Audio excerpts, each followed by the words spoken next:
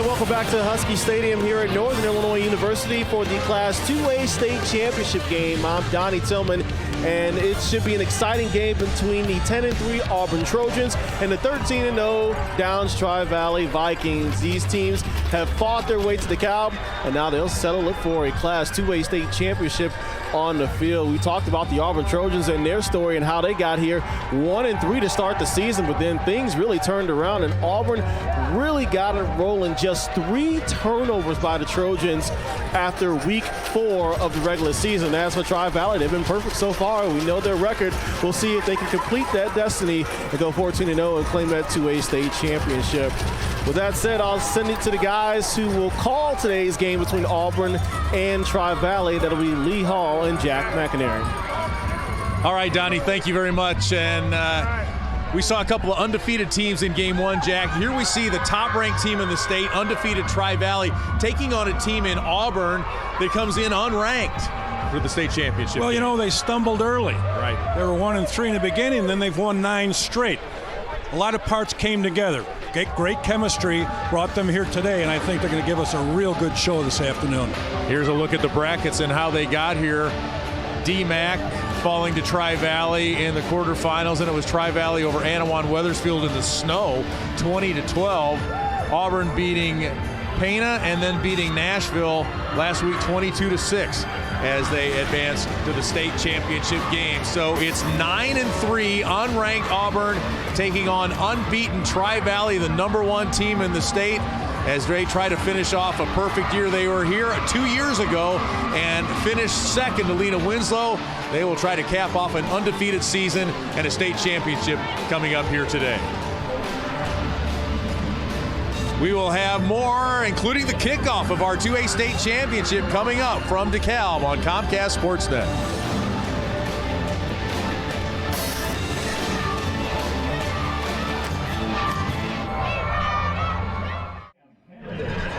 We are just moments away from the kickoff of our 2A state championship game here on the campus of Northern Illinois University. Auburn against Tri-Valley.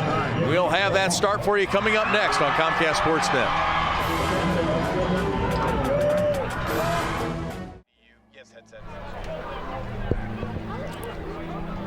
2A state championship football coming your way from Northern Illinois University here in DeKalb. Lee Hall, Jack McInerney, Donnie Tillman on hand as Auburn takes on Tri-Valley for the state championship. Take a look at Auburn, just south of Springfield in Sangamon County, enrollment of 394. They play out of the Sangamo Conference. Dave Bates is the athletic director and head coach in his 30th year with the Auburn Trojans, making his first trip to state after several near misses in the semifinals. Downs just outside Bloomington. Tri-Valley in McLean County, 325 their enrollment. The Heart of Illinois Conference, and what a year that conference had, sending 4 teams to the state quarterfinals in classes 1A and 2A. Brian Knutson, the athletic director.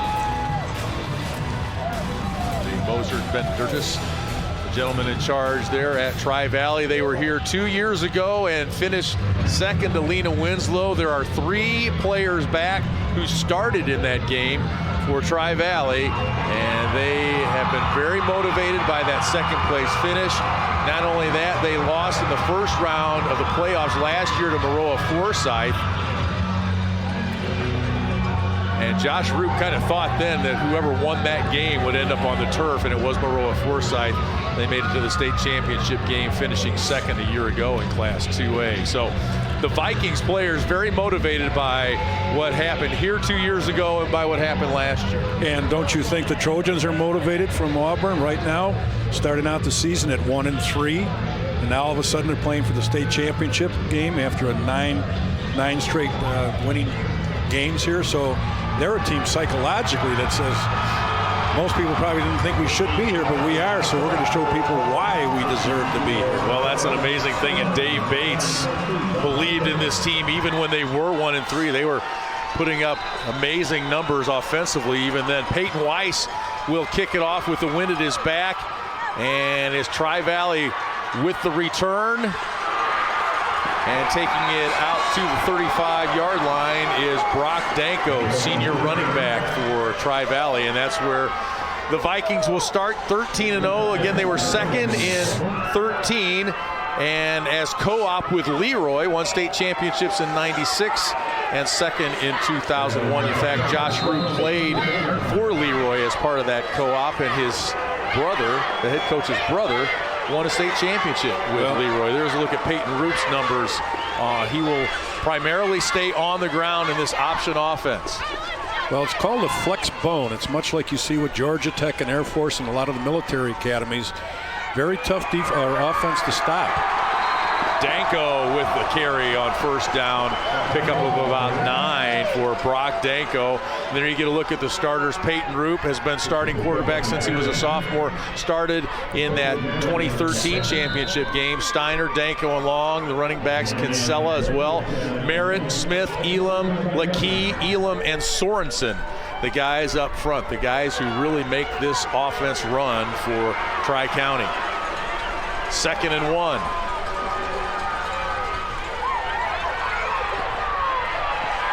Good job Jake of pursuit. Steiner, not much room there. He's coming off a big 162-yard performance against Anawan Weathersfield. And there's the starters on defense for the Trojans. Sam Canaday, Jake Roth, a big guy coming back from a broken hand for them. Graham, Beard, McDonald, Landers, Patterson, Minch, Grimm, Johnson, and Drew Points. They're going to have their hands full because Tri-Valley averages 407 yards of rushing offense per game. On 1st and 10, the give is to Hayden Long.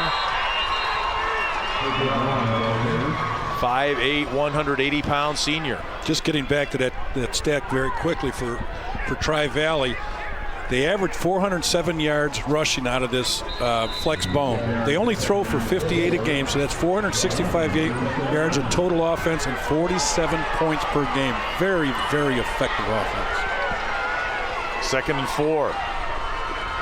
Peyton Roop under center. The give is to Long, and look at him drag the tackler down inside the 40-yard line, and a first down for Hayden Long. 1,424 yards coming into this ball game. A pickup of 8 there. Well, anytime you're going to run an offense like this, you're telling the defense you can gang up on us because we don't throw the ball very often. So we're telling you you're going to put a lot of guys in the box, within 5 yards of the line of scrimmage. But it's the offensive line that really makes this offense go. Got a good look at Josh Roop there, head coach of Tri-Valley. Here's Long again. Good gain on first down of about 5. Roop in his 9th year, as you saw there, 60-25. Graduated from Tri-Valley High School in 1991, but played for Leroy as a member of that co-op. Opening moments, 2A state championship game. Lee Hall, Jack McInerney, Donnie Tillman with you. Roop calls his own number and gets kind of twisted around, and it'll be close to a first down for the senior quarterback, Peyton Roop. Now, the reason he did that, it was a short yardage situation. It was more the fact that the defense gave him. They were overshifted to one side. There was nobody over the center because they wanted to stop the off-tackle play with the fullback. That gave the quarterback the opportunity to run a quarterback sneak. Sidney Landers might get 2 points in wrestling for that takedown, but Peyton Roop gets a first down for Tri-Valley. He keeps it, fakes that handoff to Long, and he's got first down yardage and more as he keeps driving inside the 15-yard line. Again, a very effective offense if the fullback is doing his job up inside. You give him the fake inside, pulls the linebackers down, and it's like a belly where the quarterback comes back, fakes the second man, and follows him. You see the fake? Now he's following the lead blocker, number 22, up inside. Very effective, well-balanced offense. Keeps you on your toes from left to right. 13-yard pickup for Peyton Roop. 1st and 10 from the 14. Danko in motion, gets the handoff. He's inside the 10 to the 5, now to the 3. Brock Danko, the 5'9", 175-pound senior. He's got 1,077 yards rushing coming into the game. 3 Vikings rushers over 1,000 yards this year. Roop, Danko, and Long. This time it was Danko. Quick hitter here. Roop keeps it, takes it down to about the 2. Peyton Roop, 1,297 yards rushing. He has a shot at becoming Tri-Valley's all-time leading rusher with a big day today. He is 136 yards behind the all-time leader Caleb Wilson, who was a running back on that 2013 runner-up team. Well, the way this first drive is going, he's going to have a good shot at that record. 2nd and goal from the 2. Opening drive for the Vikings and movement. Movement on the line for Tri-Valley. Alex Smith flinched. And that'll push him back a little bit. That ball foul. False start on the offense, number 71. Those are the penalties that really give coaches gray hairs right there. Michael Zuckerman, Thomas Kaplan, Thomas Lowe, Darren Schrag Jr., Kevin Lindell are officials here in today's state championship game. 4 minutes gone in the first quarter. Tri-Valley on the move here. Here's the give to Steiner, looking for the corner, and he's in for the touchdown. Jake Steiner with the 7-yard touchdown run, and Tri-Valley is on the board. Well, everything starts out with the fake to the fullback, and anything off of that can be counters, bellies, whatever you want. But you'll see the initial fake, and he comes right off the edge. It's almost like a jet sweep. He's coming out of the wingback spot, but just showing good speed out on the edge. Jake Steiner, 5'10", 160-pound junior. He wins the race to the pylon, and the Vikings take the early lead. Jake Ward for the point after. His holder is Jake Steiner.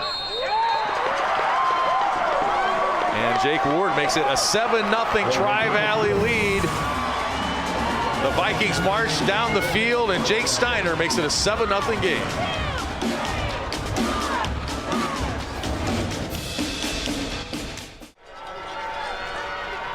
Back on the campus of Northern Illinois University, Tri-Valley takes the opening kickoff, marches down the field, and they've got a 7-0 lead. Very impressive drive off of the flex bone, showing a lot of counter, a lot of balance, keeping you off balance the entire time all the way down the field. Excellent versatility, but that's what they've done all year long. You know, in scoring their way here, they've averaged 47 points a game off of that and not throwing too much, so that tells you how effective that ground game is. Pop-up kick there for Tri-Valley, and good coverage by the Vikings on the special teams. Jake Ward in there to make the tackle. And you get a look, our first look at Drew Chance, the starting quarterback for Auburn, 6'1", 200-pound senior. Averages 171 yards a game throwing, 2,200 yards passing, 800 yards rushing for Drew Chance. And his running buddy is Drew Points. Looks to throw on the first offensive play of the game. The intended receiver was Drew Points, and he kind of gave up on that one. There's a look at the Auburn starters on offense. Drew Chance, Ryan McLaughlin is the key running back for Auburn. Johnson, Points, Minch, and Eaker, their wide receivers. Up front, it's Heron, Roth, Anthony Alexander, Landers, and Baptist. This entire weekend is almost entirely focused on quarterbacks with all the 8 games that we'll be having, because all the teams have outstanding quarterbacks. And it's Chance taking it out near midfield before he's finally dragged down by Brock Danko. Pick up a 14 for Drew Chance. Well, here's a quarterback at 200 pounds. That's just a straight power play right off left tackle, nothing fancy. And there's nothing frail about him on that particular run right there. You're going to see that all afternoon. You're going to see that all weekend by all the teams that we have down here. Chance will keep it again. He's popped right there at the line of scrimmage by Tom Kinsella, 6', 180-pound senior linebacker. There's a look at the defense for Tri-Valley. Hunter Merritt, Jared Nelson, Matt Sorensen, their big guy. All-stater on the line. Cameron Elam, Foster Lakey, Long, Dolan, Kinsella, who we just saw make that stop. Peyton Root plays both sides of the ball. Chance nowhere to go, and he's finally dragged down after a loss of about 3. Matt Sorensen, the All-Stater we just mentioned, big number 55 in there on the stop. He's a 6'2", 260-pound senior, and he did not let Drew Chance out of his sights. You can see good backside pursuit right there. When he initially rolled to his right, coverage was taken away right there, and good coverage downfield right there, and that's forced that scramble. 3rd and 12.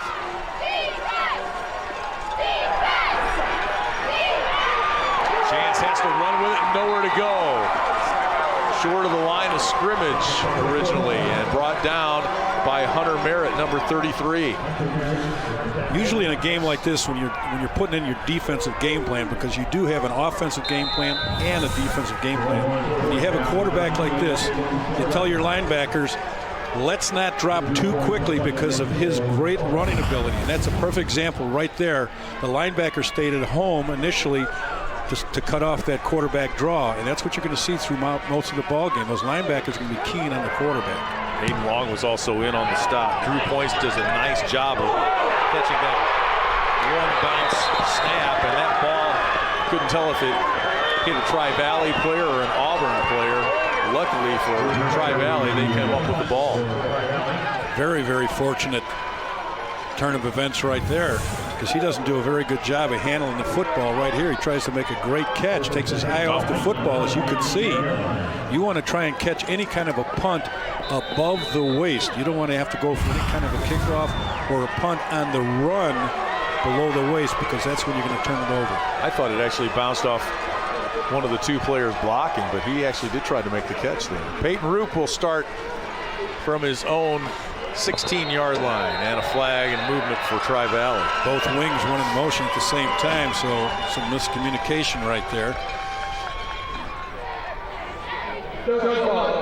False start on the offense, number 21, 5-yard penalty.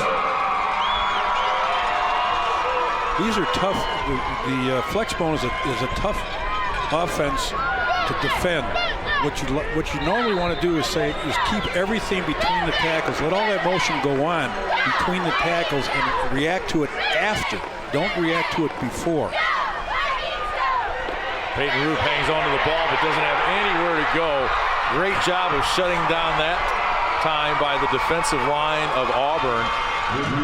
Peyton Roop is really good at sticking that ball in the belly and taking it out at the very last second. He almost didn't get it out that time. Well, that's the whole key to the flex bone, is to be able to do that. And what I meant before on don't react to the motion too quickly is that if you start sliding the moment you see motion, that's going to take you out of your gap as far as linebackers are concerned. You wait until the play develops outside the tackle. Stay home while it's inside. Jake Roth blew that play up. Here's Danko. He takes it out to about the 20-yard line. Pickup of 8 for Brock Danko. When you have versatility like this, when you have an outstanding quarterback, the keys to this are you can have relatively average halfbacks, but the fullback is the one that's really got to be the guy that's tough inside. And then the running backs can go off of those counters and make up nice yards. But the quarterback and the fullback in this case are the key to this offense. 3rd and 8.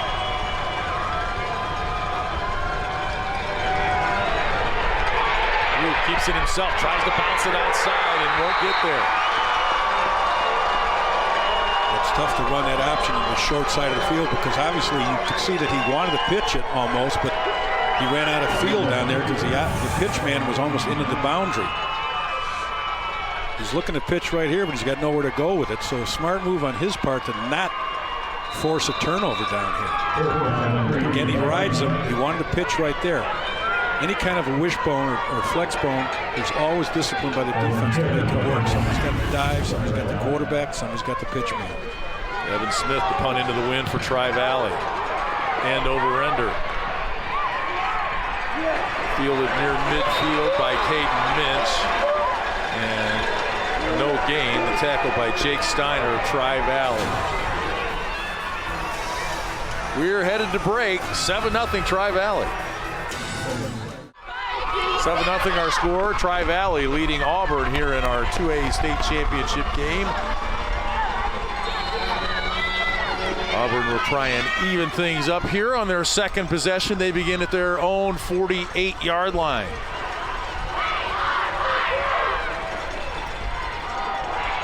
Ryan McLaughlin with the carry and met in the backfield and thrown to the ground by the Tri-Valley. Matt Sorensen, Cam Elam. That was Cam Elam that time. Just a good job right there of negating the offensive line and not allowing them to get off the ball at all. Just stalemating the line of scrimmage, and that's how you can stop this a strong running game, is control the line of scrimmage. 2nd and 13. Strader nowhere, or Chance rather, nowhere to go.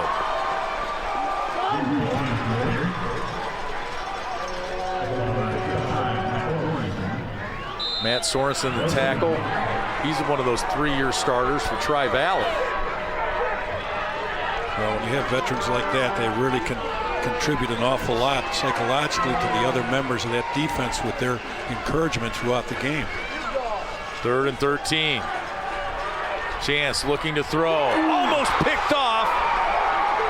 Jake Steiner on the coverage. He got his both hands on it, actually. Not just one hand, both hands on it. Breaks it up, and that'll bring up 4th down. Now there's a perfect example of good scouting, because they've seen this play when he goes with the half roll and then the throwback. Great move right there. And of course, that pick would have resulted in 6 had he been able to hand on to the football. Just good reaction right here. Good job of breaking it up by Jake Steiner. Drew points, his second punt of the game. Good bounce. We saw that in the 1A championship game. Arcola able to down it inside the 1-yard line. Auburn gets it down at the 4-yard line. So special teams play, punting on this artificial surface with the wind at your back, and you get that hop, and it can be quite a weapon. That's why usually coaches always want to make sure that the guy they have back to catch punts is a possession receiver, not necessarily a guy that can break it all the time, but somebody that you can count on to catch the football back there so it doesn't get that turf roll. It's a little different than what most of these teams are used to seeing on Friday nights. They don't have that turf roll.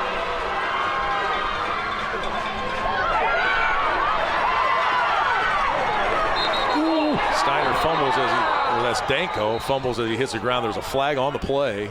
And it'll be against Tri-Valley. It was a good initial job on that run of just following his blockers. He didn't break away too soon. He tried to stay right in behind them, let them make their block, and then cut off it. But that play will be coming back. Offense number 33, half the distance for the goal line. Repeat first down.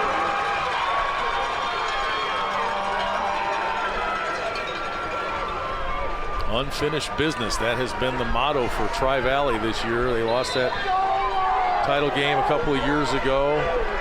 If you remember, they fumbled twice to Lena Winslow's best player. They don't take anything away from Lena Winslow, but then again, they kind of feel like they let one get away a couple of years ago.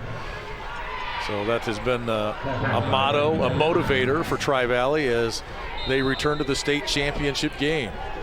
Pickup of 3, it'll bring up 2nd down. Under 2 minutes to go now, first quarter. Well, we've got 8 games this weekend. How many returning state champions do we have? 0? No, Nazareth is 1. I don't know that. I think I shouldn't ask that question. Roop keeps it himself, and he's got a first down out to the 20-yard line. Montini's won state championships in the past. Well, they're back to the 7th time. No, they're not a defending state champ. They've lost the last 2 times that they've been here. But Nazareth is the only. I should have knew the answer to this question before I asked it. But as far as I know, Nazareth is the only returning state champion that we have right now that'll be defending the title. 1st and 10 for Tri-Valley. Up 7-0 here. Roop with a rare throw. Pickup of a couple. That's just his 6th throw in the postseason. He was 3 of 5 in the playoffs before that throw.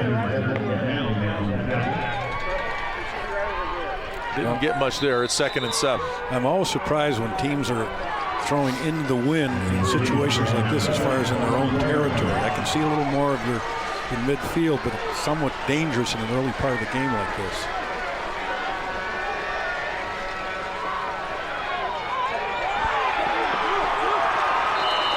That's what we're talking about with that tough inside fullback. He's got to be the guy that gets that tough yardage inside. And he averages over 9 yards a carry, which is amazing when you're looking at a 13-game schedule coming into here in his 14th game he's playing. But a lot of those games, he's only carried the ball on an average of 11 times because a lot of those games were running clocks, so they were out of the ball game by the 4th and sometimes 3rd quarter. Time winding down here, 1st quarter. Roop keeps it himself. He's hit there, shakes a tackler down the sideline, across midfield, loses it out of bounds at the 46-yard line with 11 seconds to play here in the 1st quarter. Now, one unique part of the flex bone is you'll see how very close the fullback is to the quarterback in the lineup. He gets right up in behind him. Good job right here by Peyton Roop getting outside. That's why he's an all-stater. He's been a 3-year starter. He knows how to run this offense. Pickup of 22 for Peyton Roop. Hayden Long with that last carry has now broken the single-season rushing record for Tri-Valley. So the career rushing record is on the line here today. The single-season rushing record broken. Braden Herman set that just last year, and Hayden Long has broken it here as he adds to his 1,424-yard total coming into this game. I think the coaches are real happy with the formation of the calling going on. Well, that's Josh Roop and his son, the quarterback, Peyton Roop.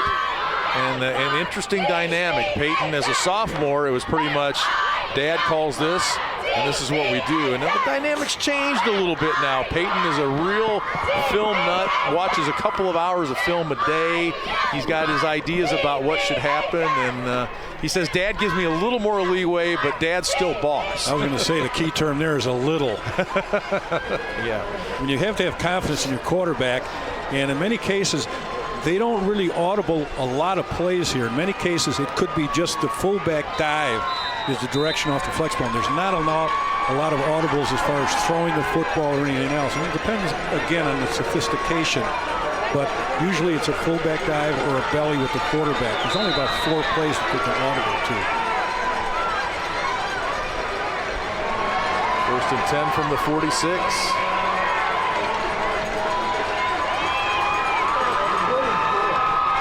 Keeps it himself. Shakes another tackle. Boy, he just keeps running, doesn't he? And what's amazing about how he runs out of that, he's only 5'6", 155 pounds. But again, he's a tough young man with very quick feet. Caden Minch had hands on him but couldn't bring him down. And Tri-Valley takes a lead to break. 2nd quarter up next. Country Financial will help you build a plan with insurance and financial solutions to help you get where you want to go. Call your local rep at 1-866-COUNTRY or visit countryfinancial.com. Lee Hall, Jack McInerney, and Donnie Tillman down on the field. 7-0 our score as we get ready to start the 2nd quarter action here. Tri-Valley driving the ball with the lead. Peyton Roop keeps it himself. Inside the 30 to the 20. He's erased to the end zone and is brought down from behind. Drew Points finally drags him down at the 5-yard line. A pickup of 35 by the senior quarterback, Peyton Roop. Well, that's what happens when you have a 3-year starter. He can make the read on that. Rides the fullback. If they close too fast, take a look. He rides the fullback, they close, and he just bounces it right outside, and he shows you the quickness right there in the open field that has led to his 1,200 yards of, 1,200 yards of running offense. Brock Danko met with resistance at the 5-yard line with nowhere to go. Josh Roop says Peyton, his quarterback and son, is a pure leader. We have seen him mature and grow the last couple of years as he now leads his team as a senior back to state, trying to do what they couldn't do 2 years ago, and that's win a state championship. They lead here 7-0, second and goal from the 6. This is a tough offense to stop right here in the red zone. Roop looks to throw. Now tucks it, carries it, takes it down to the 3, and a big hit there. And slow to get up for Auburn is Colton McDaniel. Well, he got it turned from a pass to a run, and that's why he got nailed so hard, because by the time he realized running, he went to turn. He got a crackback block. You can see the pass look here, and right here he turns right into that incredible block right there, and a very, very clean block. Nothing cheap by that block at all. Tom Kinsella rattling the molars right there. 3rd and goal. Gives to Long. And he is in for the score. Hayden Long with his 20th touchdown carry of the year. And it's a 13-0 lead, Tri-Valley. And that's exactly why that particular offense is so effective in the red zone. The fullback is so close. And you can see how quickly he hits right there.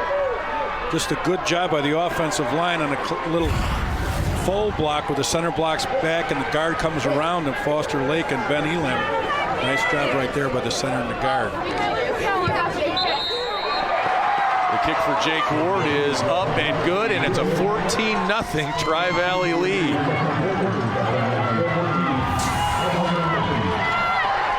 Hayden Long taking the short way to the end zone. It's a 2-touchdown lead for Tri-Valley. We'll be back here on Comcast Sportsnet. It's easy to spot people who participated in high school sports and activities. Right on time.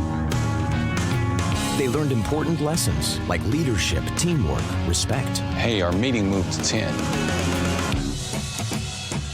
We'll be ready. Values that last a lifetime. We need to focus on 3 factors. Support high school sports and activities in your community. When kids take part, they get set for life.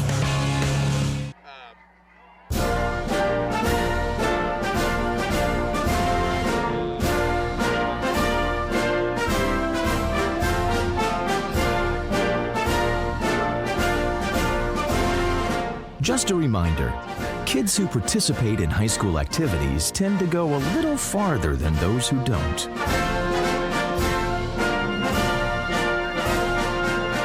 Take part. Get set for life.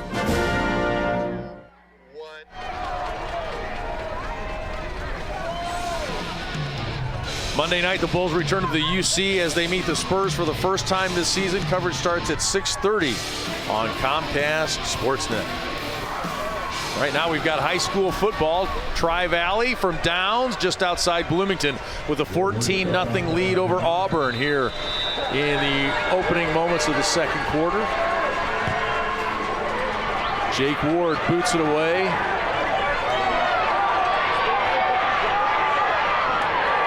Good stick there on special teams for Jared Nelson, 5'9" junior for Tri-Valley. He's a key defender for the Vikings as well.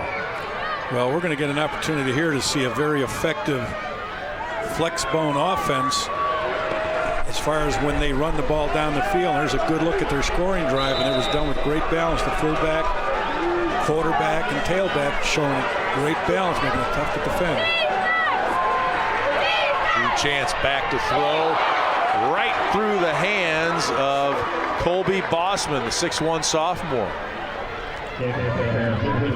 It's a catch that's so very important to make right now, because Auburn has to get back in this ball game, especially going into the win right here in the second quarter. As effective as Tri-Valley has been with that run game, Auburn's got to keep the football away from them. Chance keeps it himself. He's got a pickup of about 3. His number 1 receiver is number 5, Drew Points. But he is a guy that teams have keyed on and kind of taken away after scoring 6 touchdowns in the first 2 rounds. Drew Points has no points in the last 2 weeks, hasn't made it into the end zone, and Chance has not thrown a pass yet to Drew Points. And what's interesting, he comes into the ballgame with 95 catches, which is an incredible total for over 1,400 yards. He's the intended receiver here, and it's thrown over his head and out of bounds.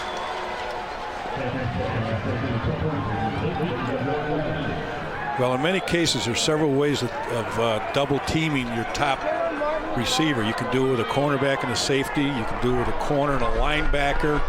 You can drop off an outside linebacker. You can go to a nickel defense, which means you take away a defensive lineman. You can bring in another defensive back so you can double up. All kinds of different ways to do it. But that creates a challenge for your defense when you have to do that. Peyton Root back to receive. The pump by Drew Points, and that's going to bounce backwards. He's going to stop it right there. That might be negative yards. 0 total, sum total on that punt. And as Drew Points hangs his head, but into that wind, those things can happen. And part of that too, though, is psychological, because you know that you're punting in that wind. So sometimes it changes your mechanics on how you want to kick it. And of course, the conditions, as far as the temperature and that type of thing, magnitude it a little bit, or magnified, excuse me. So this gives the Vikings a very short field. They'll start at the Auburn 25-yard line, up 14-0.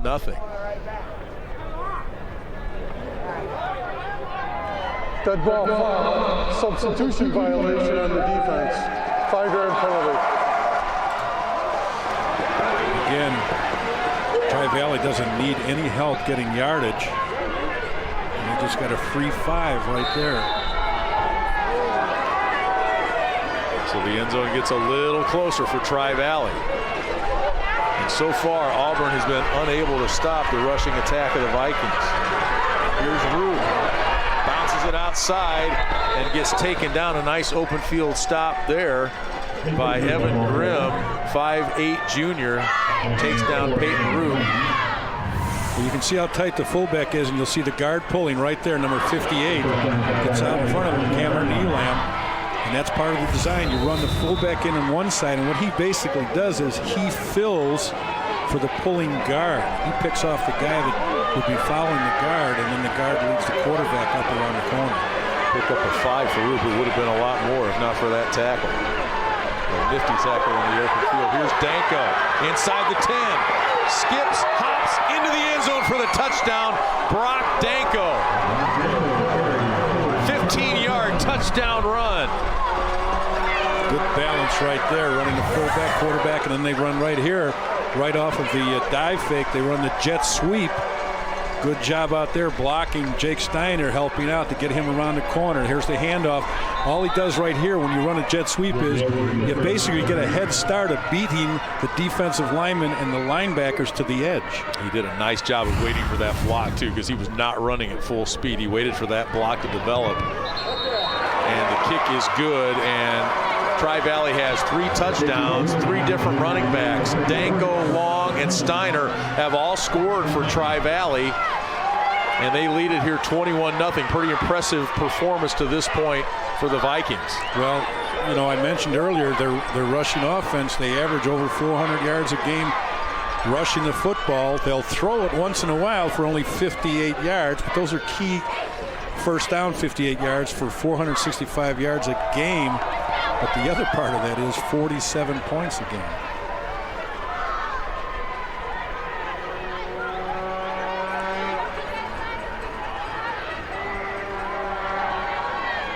The Vikings, if you'd seen the video from their semifinal game, and there were sloppy conditions all over the state, but Peyton Root said, I'd never been that cold in my life. That was a semifinal win over Anawan Weathersfield, as you get a look at his dad, Josh Root. They proved themselves to be pretty sturdy in the mud on last Saturday, and here they are on the turf, and they are running wild so far, up 21-0 here. There's still plenty of time here in the second quarter for Auburn to, that ball blew off the tee before Jake Ward got to it, so he'll get another shot at it here. Well, their offense has been everything that we thought and heard it would be. Just a very, very difficult offense to defend with the balance that it has had. But watch right here, just there's the ball. In many cases, somebody might think, well, that's an onside kick. No, it wasn't.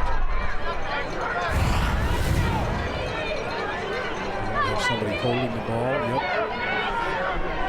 So now this actually limits the coverage downfield. You're going to be covering with 9 defenders going down there because the holder obviously is going to be a little slow in covering, and then the punter usually is this, or the kicker usually is the safety to help if there's a breakaway run. Holding it didn't help much. Little pop-up kick there is fielded, and Sidney Landers comes up with it, but he's taken down almost as soon as he catches it. And Auburn will take over at the 37-yard line as they look to get into the end zone for the first time here today. I think what they've got to do here is they got to get Drew McLaughlin in the ball game. It's really been Drew Chance thus far doing most of the work, which is the quarterback. They need to get number 11 right there, Ryan McLaughlin. He's contributed 1,400 yards of offense this year, but he so far hasn't done very much. They haven't called on him. Drew Chance, Ryan McLaughlin at his side. Chance will throw it down the middle. Intended receiver was Ben Johnson, who had 30 catches coming into today. That's incomplete. Let's go downstairs to Donnie. All right, thanks, Lee. You know, Jack just hit it right on the head right there. You know, it's all Drew Chance so far for Auburn, and you can kind of sense that the frustration is setting in with the offense. And head coach Dave Bates has been talking with his team, talking with his quarterback, and saying, hey, you know, there's plays to be made here and, you know, there on the field. So we'll see if they can kind of switch things around and get this offense going in the right direction. Well, not doing well on first down doesn't help. Chance will keep it himself. And good pursuit that time, and dragged down by Cam Elam, academic All-Stater and a 2-year starter for the Vikings defensively. Well, he's just taken off here on a sweep. There was no complexity to that particular play. And I'm just wondering, maybe if there's maybe Ryan McLaughlin might have a little sprained ankle, or he's not at 100%. That's the only possible thing I can think of right now, that he's not really been a bigger part of this offense thus far. More on that in a moment. 3rd and 6. Chance looking to throw, pressure, avoids it somehow, and then gets popped, loses the football. It's a loose ball. Still nobody has gotten it back, and now it's picked up by Zach Heron. I believe that was Hayden Long with the big hit, and there's a flag on the play. You can see the pressure he gets right here. He tries to scramble and makes a play, and he really gets popped right here, and then it's up for grabs.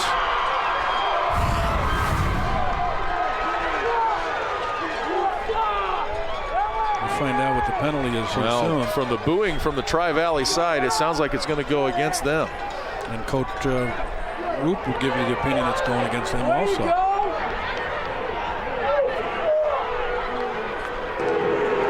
Personal foul, helmet contact, number 55 on the defense. 15-yard penalty.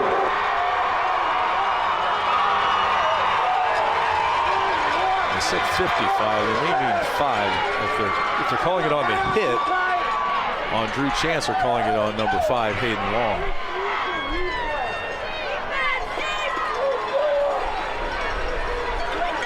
We saw on that play, Dave Bates says Drew Chance has a little Tebow in him, how he runs with a football. I think he's got a little Tony Romo in him, and I mean the good part of Tony Romo, where he scrambles and makes plays out of nothing.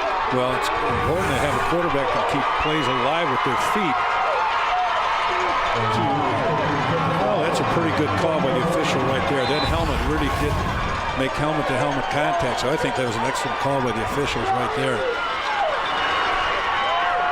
1st and 10, Auburn McLaughlin with the carry. Jack mentioned we haven't seen much from Ryan McLaughlin in this game, and in talking to some of the folks that cover Auburn, they would see him go out of games and wonder, well, why is coach taking him out of the games? Well, he has asthma. So that could be some of the reason. I'm not saying it is, but that's his first carry right there. Chance rolling right. And it's complete.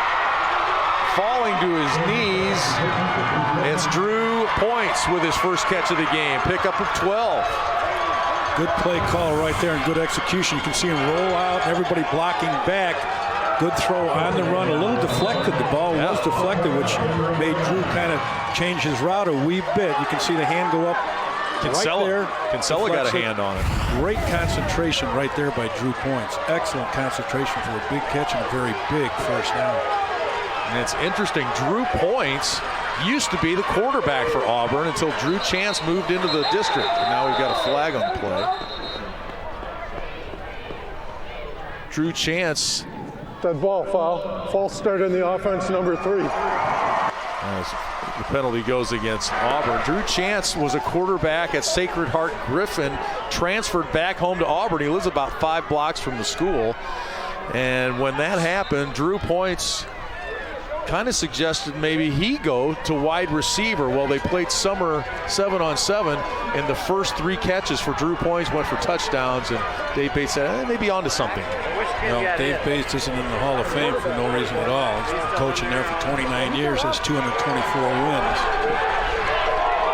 Chance looking deep, and a nice deflection at the last moment by Ben Elam, big number 71, and you're thinking, why is a defensive lineman in coverage? Well, Ben Elam is the ultimate flexible defender. He can play nose guard, linebacker, and cornerback. I asked Josh Rupe, I was like, have you ever seen a player be able to play all 3? Be physical up front, be mobile at linebacker, and still play cover as your quarterback. He's never had anybody like him in my life. Well, that tells you what kind of an athlete he is, obviously. 2nd and 15. Chance looking to throw again. He's got Green in front of him to the left.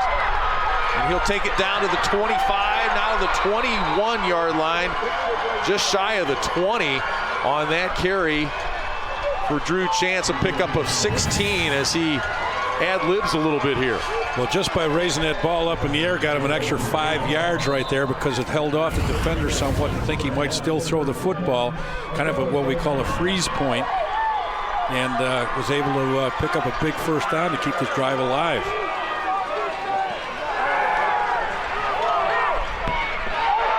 Nope, nice. Well, they say it hit the turf. Ben Johnson, I thought he had it. He did a nice job of trying to sell it. I almost kind of think that that Auburn's making it tougher on themselves on first down when they're coming up short almost every time. I could see throwing it on 2nd down, maybe if you need 7 and you can come back, but they've had a couple opportunities on first down where they've had incompletions that forced big situations for them as far as 2nd and 3rd down calls. Chance keeps it on 2nd and 10, picks up about 5. Well, they need to score right here psychologically to get back in this ball game. Because really, for the most part, Tri-Valley has dominated the game offensively, if not just on the scoreboard. 3rd and 6. I'd say it's a big 3rd and 6, but I'm guessing Auburn might go for it here if they don't get it on 3rd down. Now they're going to call timeout. They want to talk it over. They didn't like what they saw there, so they will take a timeout here with 5:49 to go in the quarter. An important play, an important drive for Auburn in the terms of this state championship game. Well, I think what he saw too was there was double coverage on Points, and that was the reason for the timeout, because the pass play that was called could have been a slant, and they had a linebacker on the inside doubling them, and they didn't want to force a throw into coverage.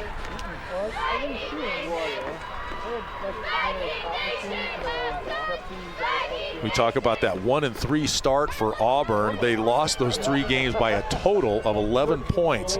31-28 to Williamsville, 27-26 to Pleasant Plains. They had passes into the end zone on the final play of both of those games. Completions would have won the contest. And then in their 3rd loss in that run, they lost to North Mac in overtime, 35-28.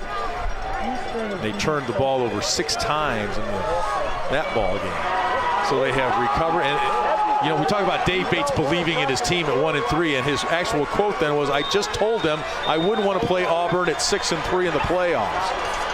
Well, somebody did, and that somebody was Shelbyville, and that was the first win, and they are still on a roll here at 10-3, playing for his championship today. after a 1-3 start. Well, they're going to put the pressure on right here. 3rd down. Chance looking for points all the way. Points can't come up with it. Chance knocked to the field. Good pressure that time by Drew Points. Or check that by Hayden Long in the Tri-Valley defense. Well, that stunt right up the middle forced him to underthrow the football.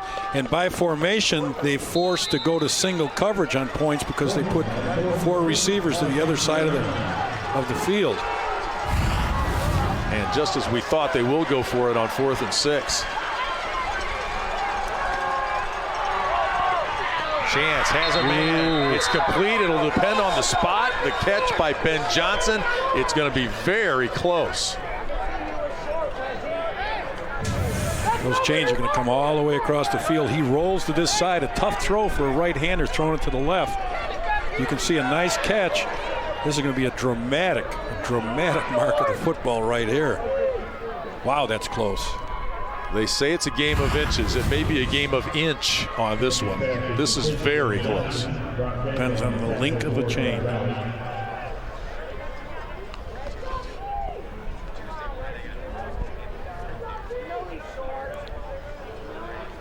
Auburn Trojan fans are on their feet with apprehension right here. So are the Tri-Valley fans. This is a big one here. Oh! There you go. By literally the nose of the football. They don't get much closer than that. Wow. Well, you go to your go-to guy right there. They went to Points to make a good route and a good throw.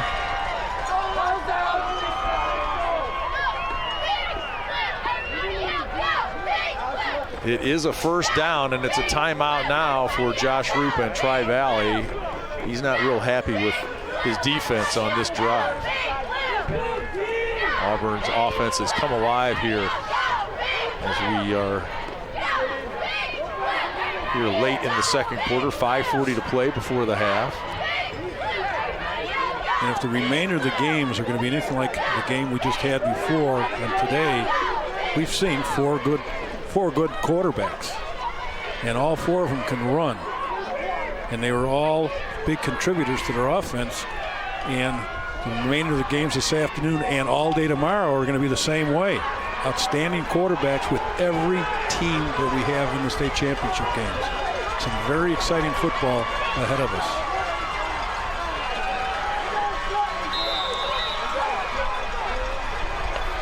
Big play.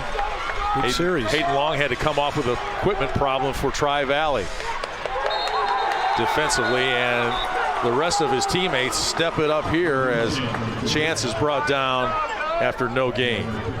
So that play just hit way too slow. The defensive surge is what forced that play. They drove the offensive line right in the back. You can see right there. They stalemated the line of scrimmage, and he had nowhere to go. Good job right there by Matt Sorensen. 2nd and goal. Chance looks to run it. Nothing doing there. Tom Dolan with the initial grab on Drew Chance. Loses a couple there. Well, defensively, they've been outstanding all year long. They give up 107 yards rushing, usually 51 passing for a game, and they've been only given up 8 points a game through 13, so they've got an outstanding defense. It's always overshadowed, though, by their offense. 3rd and 12. Chance rolls right and is picked off. Tom Kinsella with the interception. He's still on his feet at the 30 and finally dragged down from behind at the 35-yard line. The interception for Tom Kinsella, the leader on defense. He's #1 on the team now with 6 interceptions and a 32-yard return. A big defensive play there for Tri-Valley as they lead it 21-0 here on Comcast Sportsnet.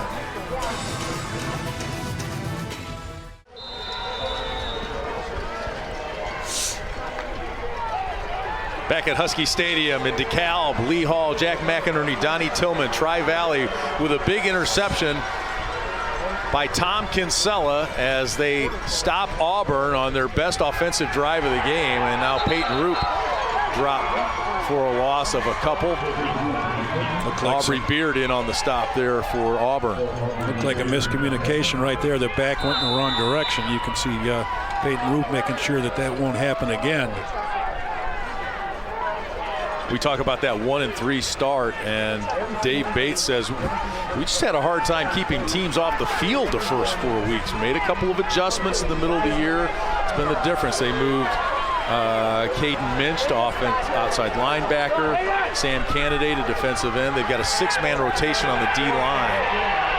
And that's changed things up for Auburn. Peyton Roop looked like he wanted to throw that time, Jack, but again, he's dropped for a loss as Auburn covers it well, and the linemen come up and take him down. Well, they took that receiver away immediately, and so that's why he pulled it down so very quickly. He had nowhere to go. It was a single route play.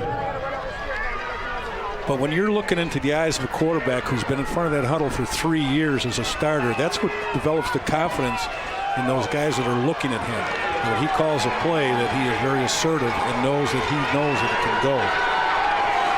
Brings up 3rd down and 15. They haven't been in this situation all day. Roop fighting to get back to the original line of scrimmage, which he does. Interesting play calling there after having so much success getting the ball down the field the first several drives that they've had the ball. Well, I think that there's probably some adjustments that have to do with Auburn that they made against that particular offense, and those are the type of assessments you have to make. And unfortunately, you got to do them on the sidelines. You can't wait till halftime, or you'll be out of the ball game. And they need to make those adjustments, which they did, and force the stop here. Devin Smith back to punt. He averages about 22 per game. This one with the win, and he gets that turf roll that we talked about. Caden Minch let it bounce, and what a bounce it took down inside the 20-yard line. You got to field the ball. 57-yard punt. And the other position not quite as good as Auburn would have liked. The other part of that, Lee, is the fact that nobody was holding up the coverage people, just allowing them a free. That's some of the reasons why the guy can't handle the ball downfield, because nobody's holding anybody up. You can't handle the ball. Well, and the thing is that he's not going to be able to handle the ball unless they stop somebody at the line of scrimmage with a hold-up call, so he can at least field the ball. They're just giving him free release down there in coverage. Drew Chance all alone in the backfield. And it's caught by Ben Johnson, and he could take it to the house. Peyton Roop trying to catch him, and he does. Ben Johnson with the big catch. Biggest play of the day for either team, a 62-yard pickup. That was the only receiver to that side, Jack, and the defender went for the ball. That was Brock Danko, went for the ball and didn't come up with it, in a huge gain for Auburn as they try to cut into that 21-point lead before halftime here as we approach the 2-minute mark. And a good point. Can they capitalize on this? They've been in this situation before and came up with giving up an interception. They've got to be able to throw one in here. Chance looking to throw again. Danko on the coverage. Johnson was the intended receiver.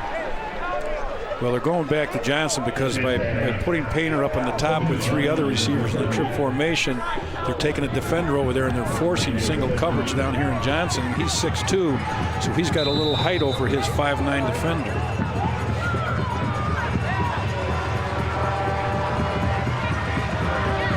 Second and 10 from the 20. 2 minutes to play, first half.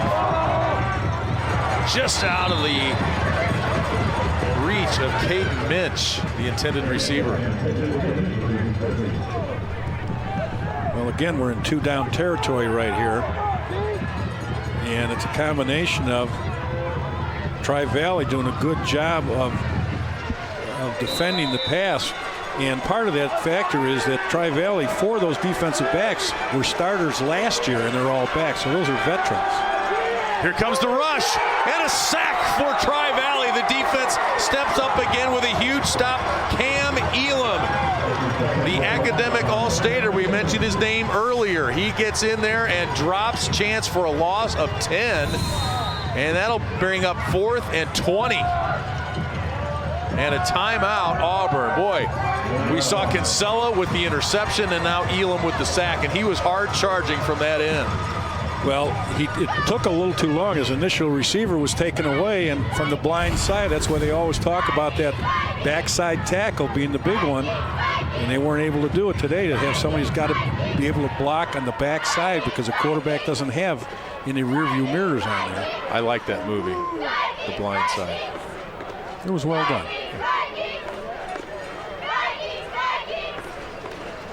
I wouldn't get overly emotional about it, but it was a good movie. Lee Hall, longtime veteran IHSA football coach Jack McInerney, and Donnie Tillman with you here from Husky Stadium. Shouldn't say stop. It was a big play there for Tri-Valley. They will try to come up with the stop here now on 4th and 20. And I guess if you're Auburn, you really don't have much choice but to go for it, do you? I mean, a punt's not going to do you any good. You have absolutely no choice at all. Now, what they haven't done at all, and these linebackers are dropping way out, is run any kind of a screen or draw, which can, if you have a good field as far as spreading them out, and those linebackers are dropping out of there, and McLaughlin has been a good runner all year. Chance has trouble with the snap, and now he's dropped for another loss of 10. He just took his eye off the football right there. Ben Elam brought him down.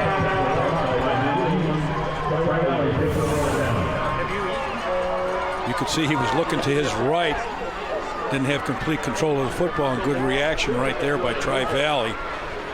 Now they're going to get the football back with 1:30, and up by 21.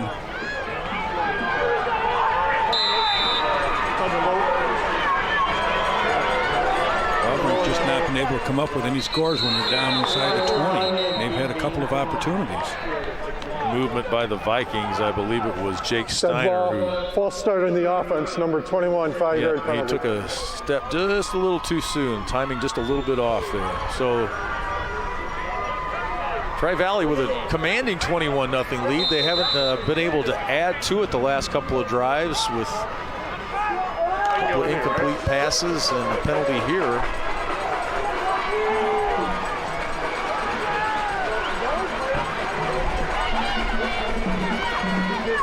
Danko pops it outside. He's across midfield. Down inside the 30, down to the 32-yard line. Well, that play was called one other time earlier in the first quarter, and it didn't go anywhere because it took too long to develop. But there, he made the same motion and took it inside the tackle and then bounced it out. Shows some good speed right here and gets them down in good field position with 1:19 left. 39-yard pickup for the senior Brock Danko. Now it's Peyton Roop spinning inside the 15 down to the 13-yard line. Josh Roop urging his troops on. Hurry up. They've got one timeout left.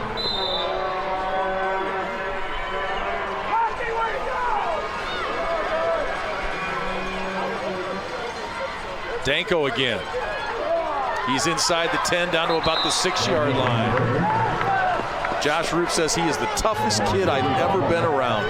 Brock has a rare circulation problem in his limbs. Very painful in the cold. So imagine how he was suffering last week. All he did last week was score a 60-yard touchdown on the first play of the game. Well, that was a good play right there. And most of it was made by Hayden Long, the fullback, in a punch-out block. Roop keeps it himself, and he walks into the end zone for the touchdown. Peyton Roop. So now 4 touchdowns, 4 different backs scoring for Tri-Valley as Peyton Roop joins the hit parade. His 16th rushing touchdown of the year and celebration on the sideline. And the big surge you can see there right by the offensive line. You can see how many guys are downfield, and that's been the difference. Fact that they've been able to, the surge of the offensive line right there. I mean, there's a giant hole right there that you probably could have scored on, Lee. Probably is the key word. Not get carried away. But a great job by the offensive line right there. Elam, Lackey, and Smith. Super job at the point of attack. extra point will move back a little bit, and that's just the exuberance. There you get a look at that experienced quarterback, Peyton Root. He's played 36 games as quarterback. When you count the games he played as a running back as a freshman, he's played over 40 varsity games in his career. This is his second state championship game. Extra point kick was kind of a knuckleball. It's no good. 27-0 Tri-Valley with 33 seconds to go here in the first half. 4 plays, 61 yards. And Danko was the key. Better than a yard per second. But actually on that, the offensive line and Hayden Long, the fullback, need a lot of credit. Danko made the runs, and of course Peyton Root made the run, but that offensive line and the blocking of the fullback, Hayden Long, created the possibilities for those runs to be made. Matt Sorensen, Cam Elam, Ben Elam, Alex Smith, Foster LeKey, Hunter Merritt up front, and they are outweighed 237 average, 237 to 206. But that's one of the reasons why, for example, their offensive line averages 205 pounds. And the service academies went to this particular offense because they were always outweighed by linemen. So this is the type of offense where there's more quickness involved and there's more angles and different type of blocking schemes. You don't need big, powerful linemen. And that's why the fullback is in so close to the quarterback. It's very quick hitting. So a great job of by Coach Rupert deciding what to go with. And he certainly has the personnel to run it. That's exactly what he talks about. These angles and quickness. Sidney Landers again with the return on those short kicks. Tri-Valley fans pretty happy, huh?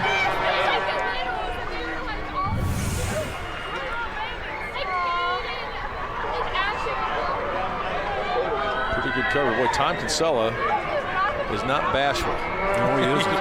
He's made some plays in this ball game. Big interception to keep Auburn out of the end zone. 28 seconds now here in the first half.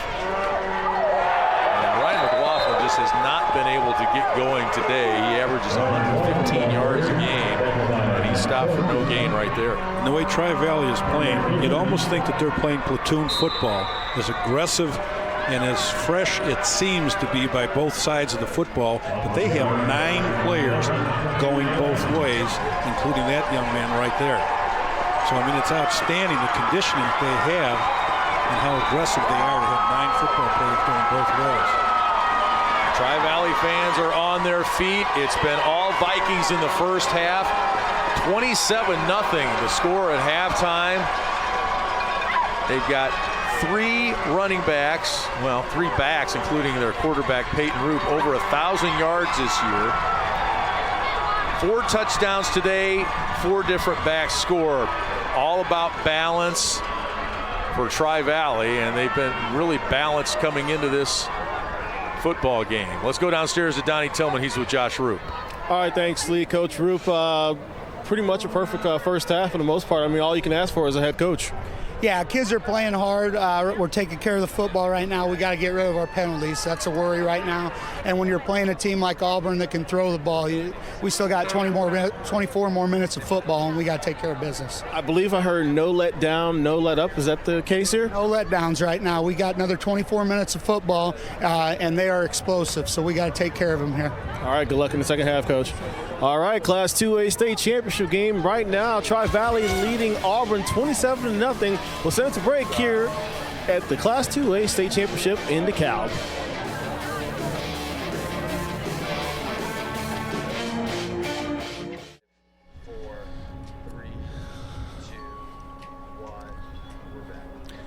Halftime at Husky Stadium right now in the Class 2A state championship game where the Tri-Valley Vikings lead the Auburn Trojans 27-0 as we get set for an incredible second half here in DeKalb, Illinois.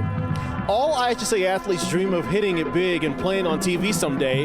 For football players, it's the dream of playing college ball on Saturday or maybe on Sundays in the NFL. One special IHSA athlete in Canton has already reached that dream, just not in a sport that you would guess. WMBD's Kurt Pegler has the story. November is a great month for Sydney Wells. hoops and hunting overlap. I'll go to open gym before basketball season actually starts and hurry up and get to my tree stand. So about every day, and like at the start of the season, I'll go hunting. And now that basketball started, I plan on going Saturday, Sunday, all day long. Sydney loves to hit softballs and hit teammates with passes that lead to baskets. But what she really loves to hit is her hunting targets with arrows from her bow, which she's been shooting for as long as she can remember. When I'm sitting in a stand and I see like a big buck or like a big bear or even a fish, it like gets the adrenaline pumping. Like it's different than basketball and softball. It's like you're by yourself. A lot of people outside of Canton aren't really aware of the depth and the abilities that she has as an outdoors person. There's a big black bear up ahead of us. Hunting and fishing are in Sydney's blood. Her father, Tim, hosts an outdoors show called Relentless Pursuit on the Sportsman's Channel. Sydney's been on it quite a bit. The 18-year-old has an endorsement deal with She Outdoors, camo gear for girls. It's her goal to get young females involved in hunting, making great memories in the outdoors. That's what I'm hoping for. When I'm older, I mean, there'll be more girls that will like the outdoors and hunt more, and that's the best. Incredible story right there. Two teams in the Class 2A state championship right now hunting for that illustrious title. Right now, it's the Tri-Valley Vikings who are within striking distance of that target. They lead at 27-0 over the Auburn Trojans. We'll be back with more from DeKalb.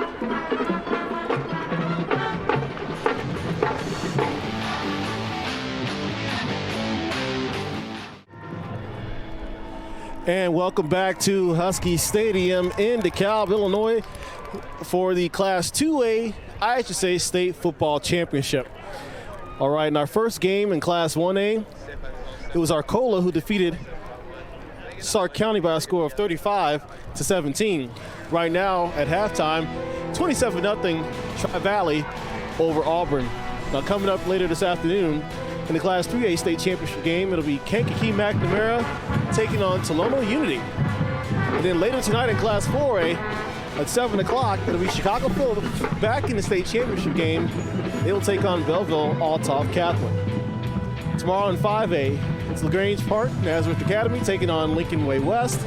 Class 6A, Lombard Montini taking on Creek Monee. In 7A at 4 o'clock tomorrow, Lombard West takes on Libertyville. And Loyola Academy takes on Chicago Marist Saturday at 7 p.m. in the Class 8A state championship. Again, right now in the Class 2A ball game, Tri-Valley leads Auburn 27-0 as we get you ready for your second half right here at the state championship games at NIU.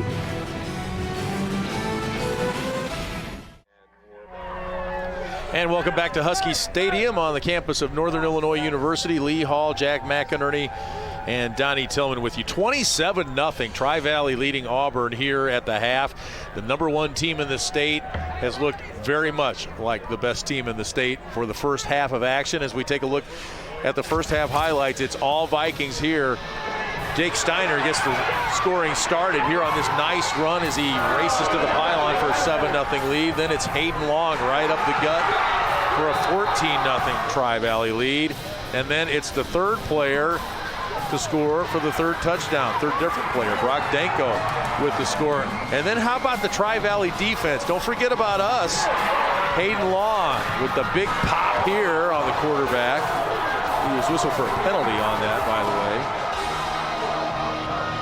Auburn was down 21-0, looking to get into the end zone here, driving and looking good until Tom Kinsella comes up with this interception and return to keep it a 21-0 lead. And more defense here from Tri-Valley. It's Cam Elam with the sack. And all those defensive plays allowed Tri-Valley to get the ball back and take it in for another score. 4 touchdowns, 4 different players. Peyton Roof with the touchdown.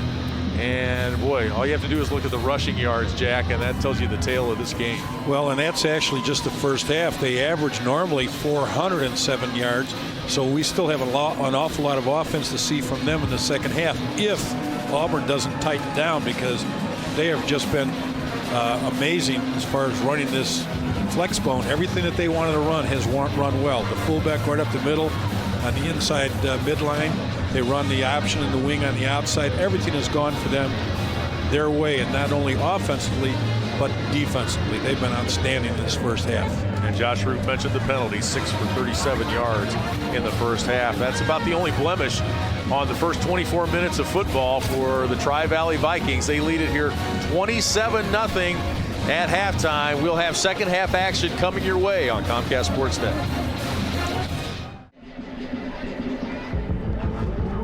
Welcome back to Husky Stadium for the Class 2A state championship game, where the Auburn Trojans right now trail the Tri-Valley Vikings 27-0 at the half.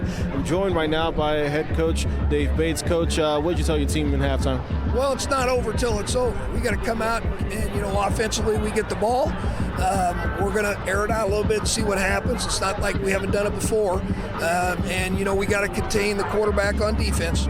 Coach, has their speed been a problem for you so far in the first half? Well, they're aggressive. They're coming after you. And it took us a while to adjust to it, and we just got to keep going. All right, good luck in the second half. All right, that is Auburn coach Dave Bates joining me right now. I'll send it back up to the booth with Lee and Jack. All right, Donnie, thanks a lot. Thanks to Dave Bates for joining us here at halftime. And Dave talked earlier this week about maybe losing helped us. I mean, we helped us figure things out. We didn't panic, helped us loosen our grip, and maybe that relying on that kind of experience helps you here second half. Well, not only that, but it certainly, develops character in a team when they're able to come back and have the season like they have to get into this ball game, winning 9 straight. But that was a perfect example right there of Coach Bates, an Illinois High School Hall of Famer. He's been at Auburn for 29 years and has won 224 games. So he's been in ball games like this. He knows what adjustments to make at halftime. Sometimes you can make all the adjustments that you want to make, and it just comes down to, do you have the skill people and the personnel to be able to make those adjustments with?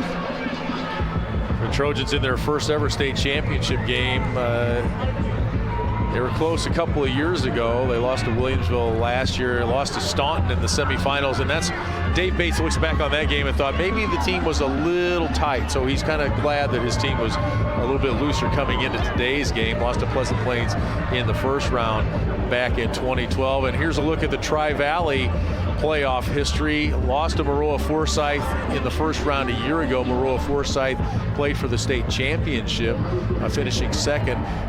Tri-Valley finished second the year before that to Lena Winslow, and then lost to Weathersfield in the second round back in 2012. So this is a little bit different roads to get here. Dave Bates in his 29th year as head coach. Josh Roop just his 8th year. Tri-Valley hasn't had football all that long because, as we mentioned early in the broadcast, they co-op with Leroy. Leroy was in the 1A semifinals last week, and what a great year for the Heart of Illinois Conference as Tri-Valley makes it to the championship game here this year.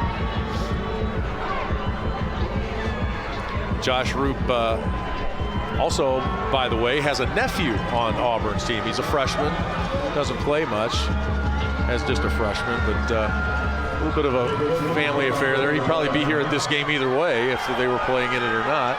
Well, as luck would have it, it just seemed as if Tri-Valley just played a near perfect first half right there, and certainly that didn't help Auburn, but onside kick. And recovered by Auburn. A little switcheroo, little strategery there into the wind. Well, and the other part of that right now, here's Dave Bates going to say he's got great field position. He talked about coming out throwing. Well, you got great field position to start with right off the bat, so we'll see how productive they can be.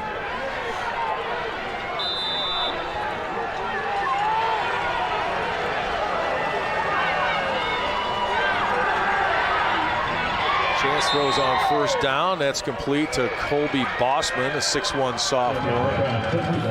Now let's keep in mind also that Tri-Valley does know that they're going to have to throw the football to get back in the ball game, so they've made adjustments anticipating that. You'll see the linebackers playing a lot looser. You'll see more people standing up and creating more stunts coming after the quarterback, which they did right here.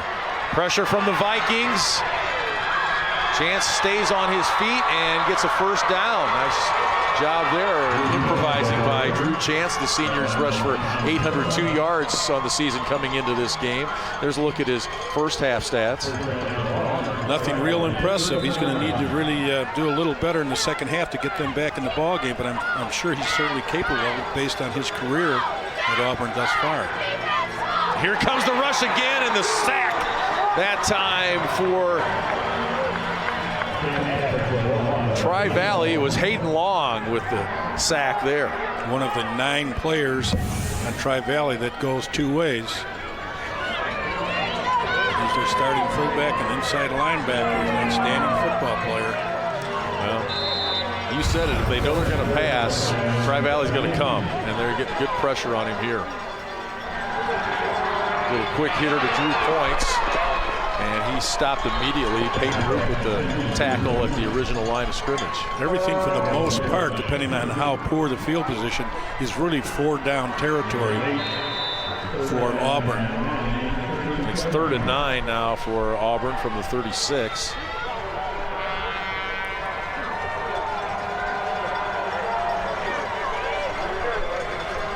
Yep, there's 5. Gonna get it. And see how there's only one defender down, the nose man over the center. Everybody else is standing up, which makes it a little more aggressive look to be able to block. And Auburn calls timeout. Didn't like the look there.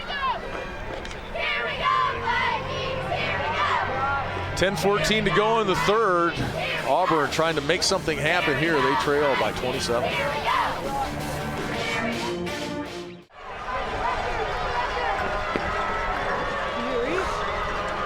And we're back in DeKalb. And it's Auburn trailing 27-0 on 3rd and 9. Drew Chance back to throw. Here comes the pressure again, and it's another sack for Hayden Long of Tri-Valley. Well, a little frustration setting in here for Auburn, which you can understand, but a good job by that veteran secondary of Tri-Valley. Remember, we mentioned all 4 defensive backs were starters last year on that outstanding football team. They take away the receivers now, which allows that front stunts and those linebackers to get to the quarterback. A lot of frustration again right here with Drew Chance. Long has gotten the sacks, but boy, the push and the pressure by the other Tri-Valley linemen really set that up for him. And that punt will roll dead at about the 6-yard line. We've got 2 more state championship games after this one today, and tomorrow the IHSA State Football Championship games continue.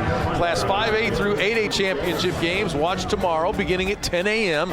Visit csnchicago.com/IHSA for complete listings. A lot of the usual suspects, Tim Rackey in Nazareth, Chris Andriano and Montini will be here, among others, tomorrow. We've got 3A and 4A football to follow here. 2A championship game is Tri-Valley with a commanding lead. The ball, and on the move again is Brock Danko. Well, they've really gone to the well with all their various plays off to the flex bone, keeping Auburn off balance, running outside, inside, the quick traps. Just an awful lot of unbalanced plays here to keep the defense of Auburn reeling for the most part. 12 yards for Danko. He's been over 100 yards in 3 of the 4 playoff games for Tri-Valley. I'm really impressed with the offense of Tri-Valley. And of course, Peyton Roop is the leader of it and commanding this. Gained 66 yards on the ground as a sophomore in the state championship game. He is back here today. He's got 127 yards. This time he gives to Hayden Long, who's now the single season rushing record leader for Tri-Valley. And Peyton Roop with 127 yards needs just 9 yards to become Tri-Valley's all-time leading rusher. Well, and those stats are really interesting because this season, for example, they had so many games that had running clocks where they weren't even playing in the 4th quarter and most of the 3rd. Give us to Long, and he fumbles. And it's Auburn ball, so a break for the Trojans there. Tri-Valley with the ball and the lead on the move again, and they turn it over. Tyler Graham at the right place at the right time. Good tackle right there. Graham falls on the football. Sydney Landers put the hit on Long to kind of knock it loose. Well, actually, that was somebody else got a helmet in on there right at the end there. Nothing doing for Drew Chance. The Tri-Valley defense has played well all game. They're really stepping it up here now. They really have that defense in front, because right now they're kind of in a nickel look. They took out a defensive lineman. They brought in another defensive back, knowing that the Trojans are going to have to throw the ball more here in the second half. And so they're going basically with one defensive lineman, as you can see over the center, and two outside linebackers and another DB. Quick hitter to Drew Points. We haven't said his name an awful lot today, and we talked about teams kind of taking him away the last couple of weeks. Of course, the weather had a little bit to do with that last week, but Nashville holding him to 7 catches and 30 yards. He's the all-time leading receiver in several different categories, not to mention the 2,100 career yards receiving. But they haven't been able to get him the ball much today. Third down. Chance under pressure again. Brought down again, and a host of Tri-Valley tacklers there this time. Hunter Merritt in on the stop. Hayden Long was late to the party. There was 3 or 4 blue shirts bringing him down. You can see the stunts right there. That the man over the center goes in one direction on a loop move, and the linebacker comes over the top of him, and another linebacker coming from the outside. So basically relentless pressure from 4 different people at the line of scrimmage and the linebackers. 4th and 12. Chance has it picked off. That's Long. Check that. That's Kinsella with his second pick, and he's still on his feet at the 35. 50. Now he's got a chance to take it all the way. Oh my goodness! One man to beat. What a run! Tom Kinsella, 81 yards on the pickoff and touchdown. I don't see any flags on the play. Tom Kinsella, what an effort! Pick. Almost had his helmet and maybe his head taken off. Somehow stayed on his feet. Check it out. Here's the pick right here. Great effort. But now, watch this run here. This is amazing. Sandlot football. 2, 3, 4. At least 4 tacklers shed there by Tom Kinsella as he takes it to the house in a 33-0 Tri-Valley lead. Jake Ward, the point after, up and good. 34-0, the Tri-Valley lead after Tom Kinsella's second interception of the game. Little Houdini action here to avoid all the tacklers and take it into the end zone for the score. A well-deserved rest for Tom Kinsella after that 81-yard interception return for a touchdown. And what a play he made. What effort by the 6-foot senior, Tom Kinsella. He hasn't come off the field all day long. That's the first rest they've given him. And a well-deserved one to boot. Ooh, and another hit. That's Hayden Long with the hit on the return. Boy, the Vikings are not shy. And talking to coaches getting ready for last week and this week, and they talked about the physicality of Tri-Valley and the way they are really, the way they hit, the way they're able to really play physical style of football. This is a situation you can't coach. This is just a great jump on the football that he originally got. And we'll get back to that later, but Auburn's really got their hands full. Tri-Valley just can't do anything wrong.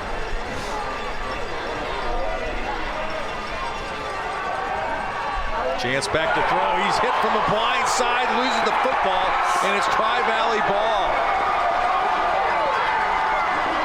Hunter Merritt with the hit knocked it loose, and Elam, that's Cam Elam, coming up with the recovery. again, there's just no way that the offensive line can sustain any kind of blocking up front. They're just coming from every direction through every gap, as you can see. Just too much pressure, getting a head start. He has no time to look downfield. And that's that Tri-Valley speed, Jack. And you can see the speed of Merritt getting around the defender or the offensive lineman. They're just too quick for him. Group with it. They'll take it down to about the 21-yard line. Pickup of 8. He's very close to being the all-time leader now. He needed 136 yards coming into the ball game to become the all-time leading rusher and bypass his former teammate Caleb Wilson, who was on that second-place team back in 2013. He needs one more yard. 34-0, the Tri-Valley lead. A little time run here. Give us to Hayden Long.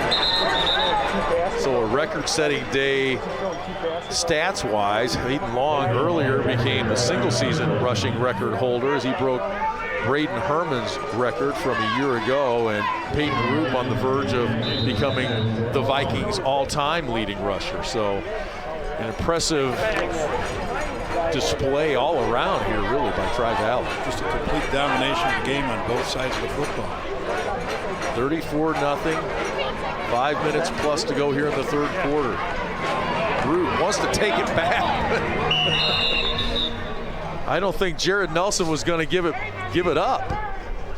It looked like Root was trying to get it back, and Nelson was having no part of it. Well, that might have been the first time that he was going to handle the football today, so maybe that's why he wasn't going to give it up. Well, get a load of this. Jared Nelson against DMAC. You talk about making the most of your carries. He had 2 carries for 106 yards. He was the 4th Vikings player to rush for over 100 yards in that win over DMAC.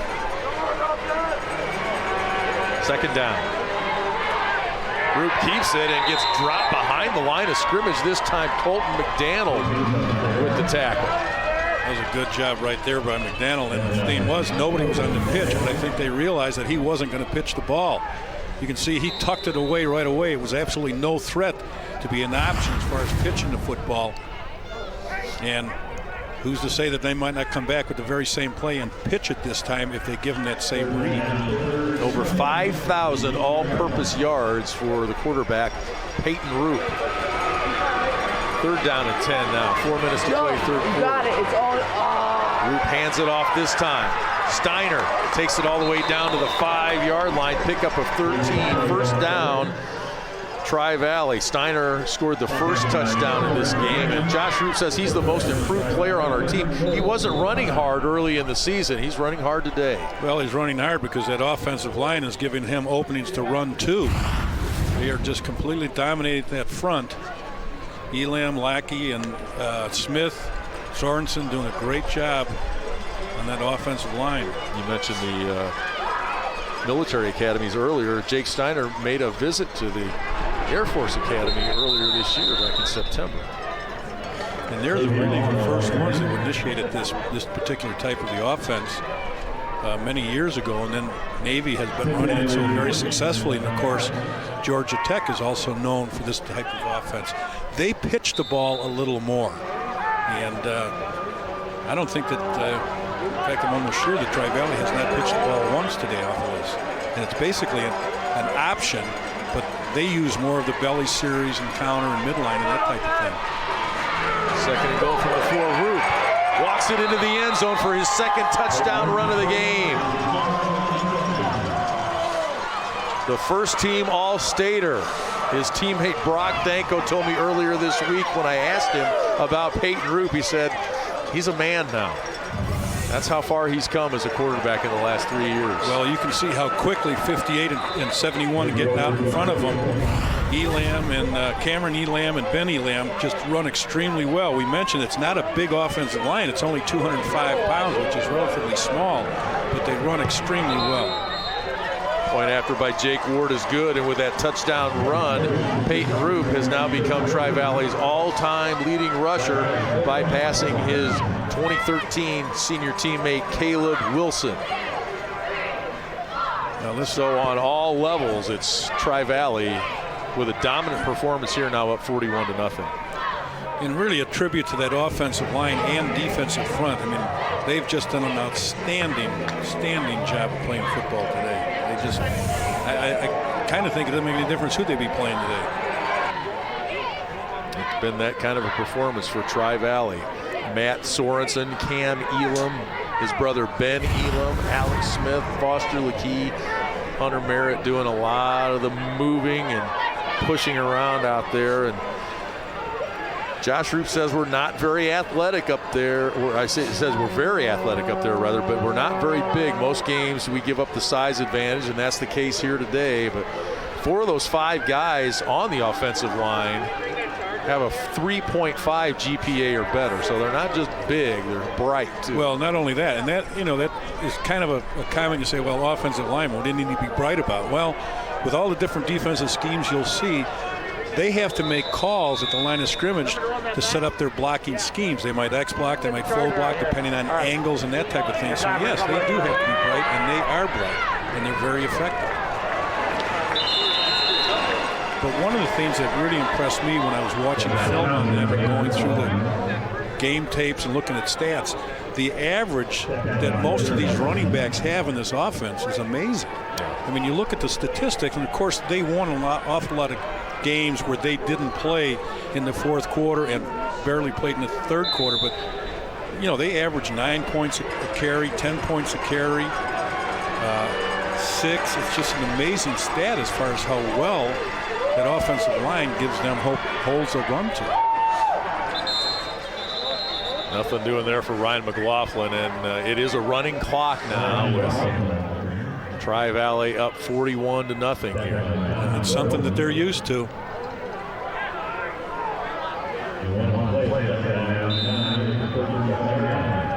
They scored 75 points in their 9th game of the year.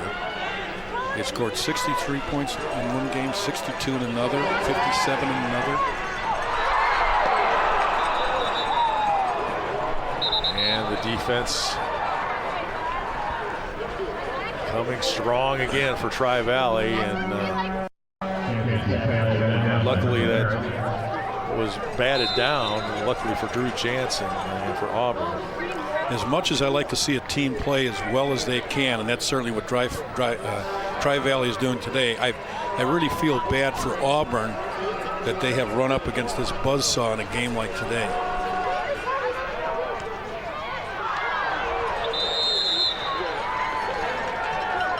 That pass complete to Drew Points. And very close to a first down. Pickup of 8.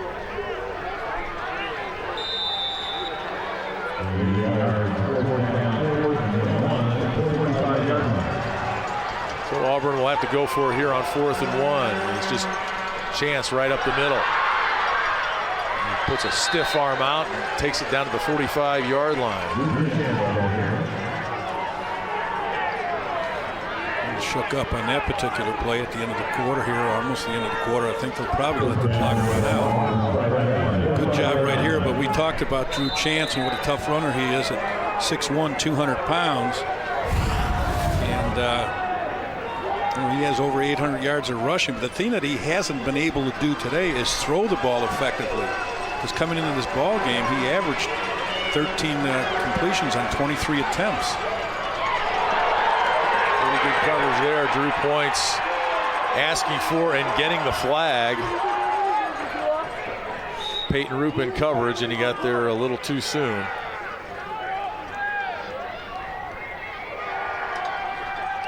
Yeah, Drew Chance throwing for over 2,200 yards, and Dave Bates saying, you know, late last year we started to run him, and it made us a little bit better. So he's, you know, over 3,000 yards number combined. 17. 15-yard penalty. Well, anytime that you time down to end the third quarter. Anytime that you have a quarterback that can run as well as throw, that's a tremendous advantage for the offense. And with that, the clock runs out in the third quarter. So, then time down. Sorry.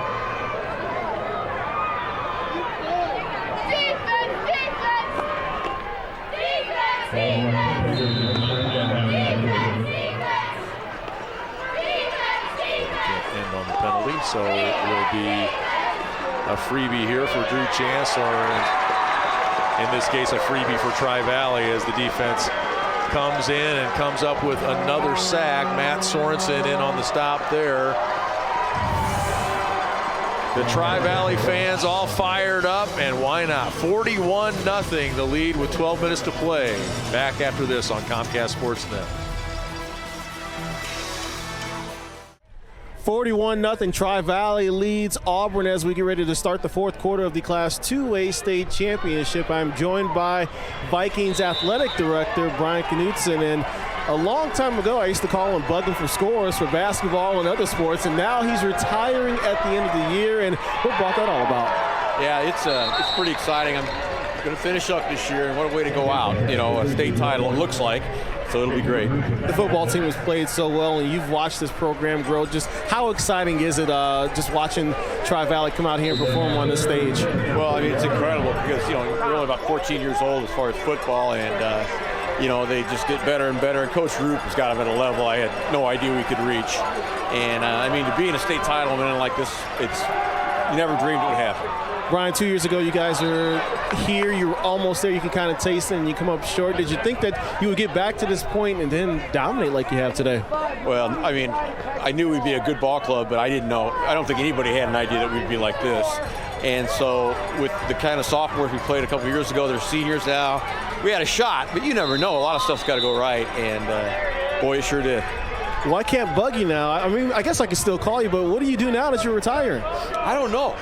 Maybe I'll be a TV guy like you. I think your job might pay a little bit better, but that remains to be determined. Brian, I appreciate you taking out the time, and enjoy the rest of this game and enjoy this, what could be a possible championship for Tri-Valley. Hey, thank you lots. It's been great working with you. All right, thank you. That is Brian Knutson, the athletic director of Tri-Valley, watching his Vikings put on a show as they lead this game 41-0 early here in the fourth quarter. All right, Donnie, thank you very much. And thanks to Mr. Knutson. Best of luck to him in retirement. Boy, a big hit there by Tri-Valley's Jared Nelson on that play. I think we have a timeout down here. Josh Roop just called timeout. And you talk about, we talked about the kids returning, and he mentioned the sophomores that are now seniors. Josh Roop, Matt Sorensen, and Jared Nelson were three sophomores who started on that team, and now they do a line shift here as Josh Roop goes to his bench, and a big hand for his starters who lead it here 41-0 with 10 minutes to play.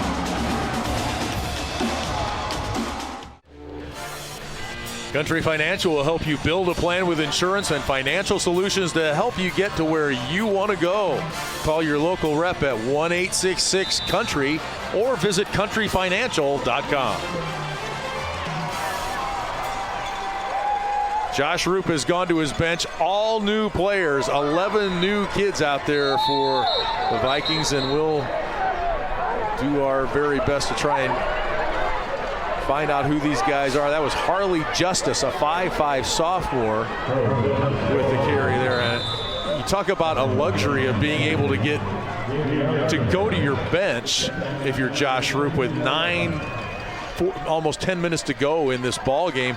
You get these kids this experience. There's a lot of young kids out here that are going to get to say they played in a state championship football game. This is a more emotional experience than this physical experience because they have that to take into the off season in the weight room and get them prepared for next year because they have the opportunity of saying, I stayed and played in the state championship game. So there's an awful lot that goes along with this, not just getting into this game, but the carryover effect that it has for those younger players as far as encouragement and enthusiasm for the weight room, summer program, and all those type of things within the school. Devin Smith, a 5'9" freshman, with the carry there.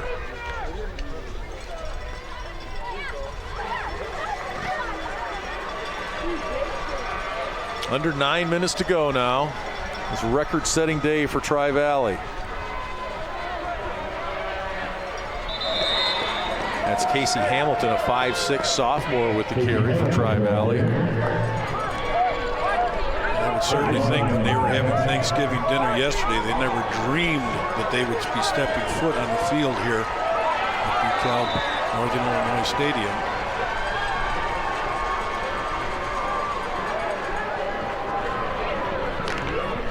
And now the veterans come back out for Tri-Valley for the punt.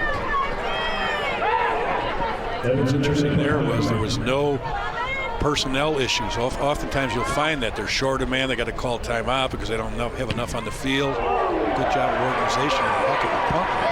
Evan Smith just did get that away. Good pressure from Auburn. And it'll be down inside the 25-yard line. Evan Smith averaging 21.6 yards per punt. Got 41 on that one. And those guys, I don't think aren't those feeling the cold at all, are they? I don't know if those are ones that we talked about with the high GPA. High pain tolerance. Well, I'd like to see Auburn have a nice drive here, get down the field and score. Make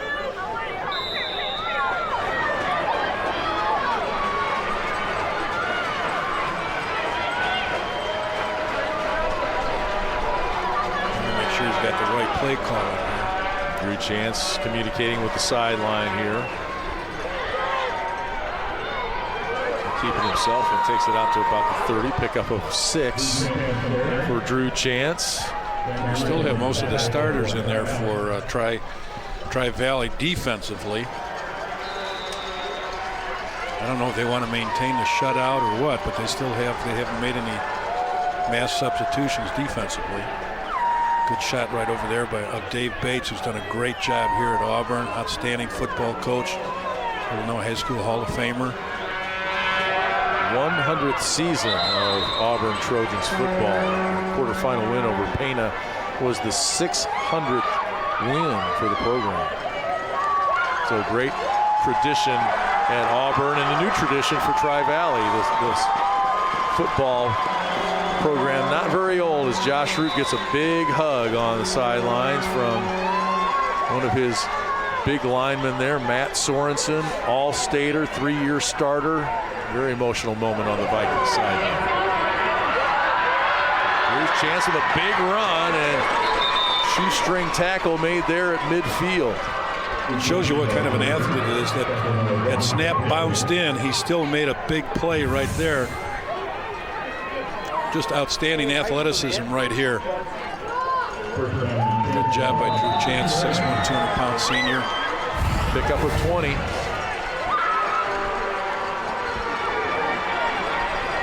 .540 and counting is running clock. 41-0 Tri-Valley. Chance looking downfield, almost picked off, and a flag on the play. I think they're going to get interference. Steiner almost got the pick, but I think they're going to get interference, as it looked like the receiver, and I believe that was Drew Points, was impeded a little bit there on the far side. Yeah, he was going down with one arm. His back arm was being held. Top of your screen here. I think you'll be able to see right there. Somebody had his arm. Good call by the officials. This is what I like about defensive pass interference number 21. The officials that we get, they do a great job. They don't look at the scoreboard to see what scored. If there's a penalty, they're going to call it. Doesn't make any difference what that is. People will say, "Oh, let the kids play." I despise that terminology because that has nothing to do with the game, whether it be basketball or football. If they commit a foul or a penalty, call it. That's what it's all about. And those officials do a great job doing that. They all earn their way here, just like the players. They're scored on a point system by coaches and people who rate the officials. That pass complete. Colby Bossman, the sophomore, with the catch. These Auburn kids have not quit. They've kept playing and kept striving here against a Tri-Valley team that's been pretty dominant on this day in this 2A state championship game. Drew Chance right up the middle. Nice run there on second down. He picks up about 7. That was first down. Now they're throwing the ball all the way down, so that was a good call by Coach Bates on the quarterback draw. That's the first draw we've seen the entire game. We haven't seen a screen yet.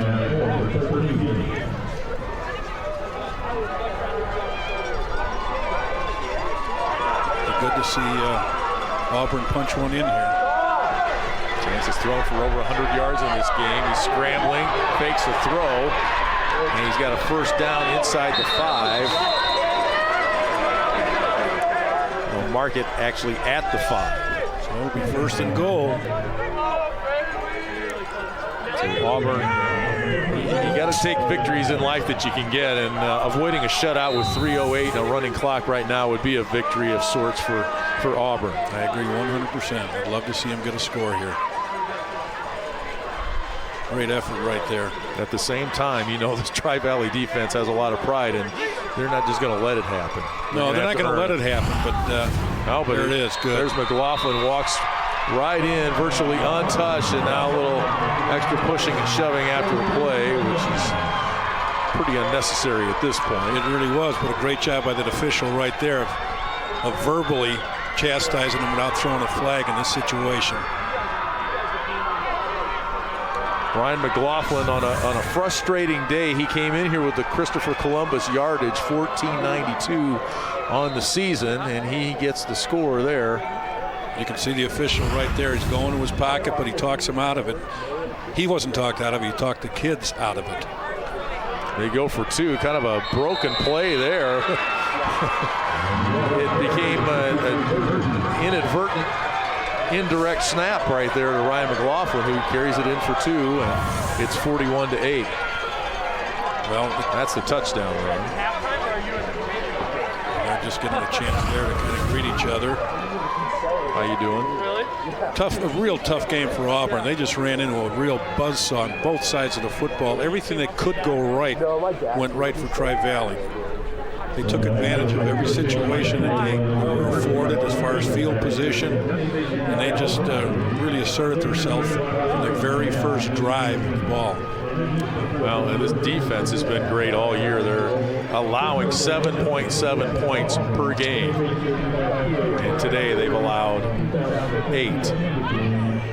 And the second quarter all season, second quarters, 6 points total in the second quarter. I mean, this is a team that has just been stingy to ridiculous ends on defense, and they've shown it here today. Get a good look at Dave Bates, a disappointing finish to his 30th year on the field, Hall of Fame coach.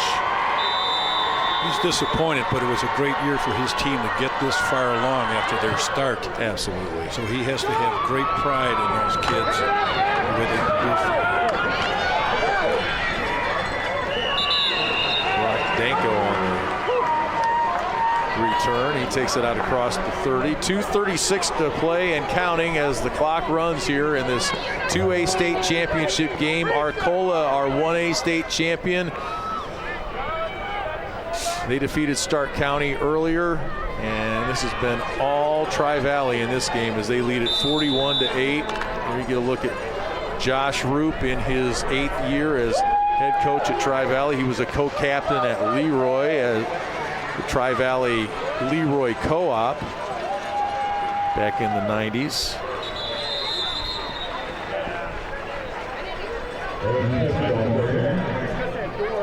We'll get him over there. Okay.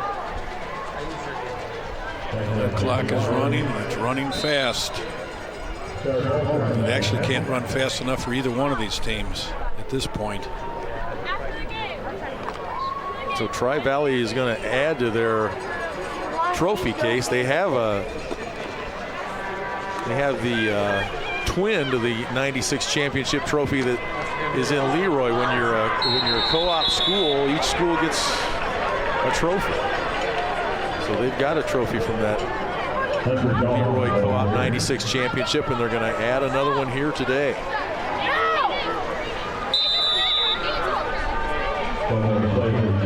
Downs is just outside of Bloomington. If you're headed to Champaign east on I-74, you go past Bloomington Normal. That's the first exit is Downs, and that's the home of Tri-Valley High School. As Josh Roop goes to his bench and gets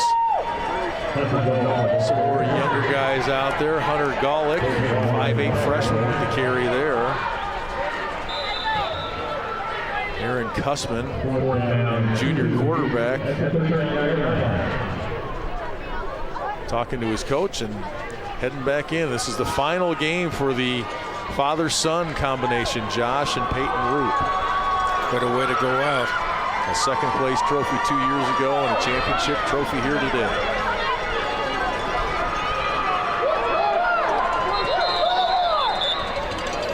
There's your state championship game right there.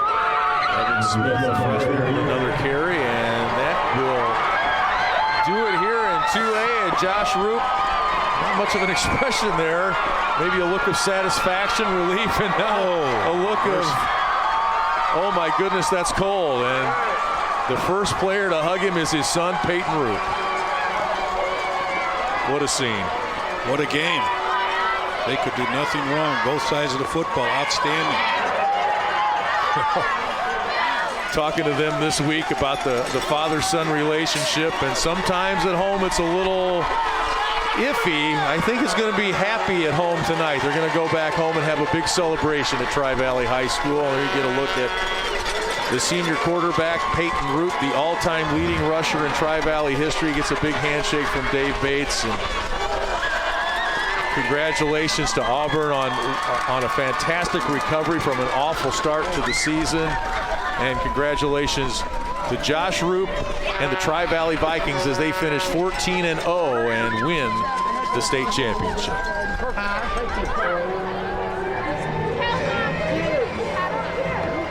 Tri-Valley wins it here in dominating fashion, 41-8. We will have the celebration and award ceremony coming up for you from DeKalb. All that and more high school football the rest of the day here on Comcast Sportsnet. Stand by.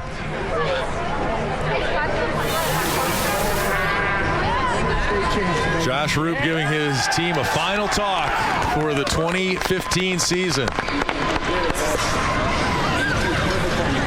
They are the state champions, dominating fashion here today, 41-8. Balanced attack. We talked about postseason balance. Coming into this game, Josh Roop had 56 carries, Brock Danko had 57 carries, and Hayden Long had 66 carries. And you look, Steiner, Long, Danko, Roop all scored touchdowns today. So the ability to spread it out and have so many weapons served Tri-Valley well all season long as they go 14-0 and win a state championship. And check this out. They're going to have a little, both teams going to get together and take a knee here. That's what high school football is all about right there. Tremendous sportsmanship. And what a great stage to have that happen at the state championship game.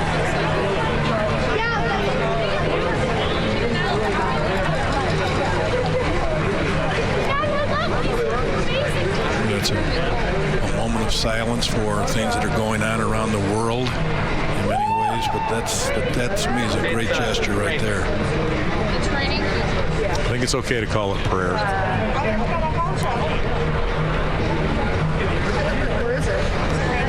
Pretty touching moment.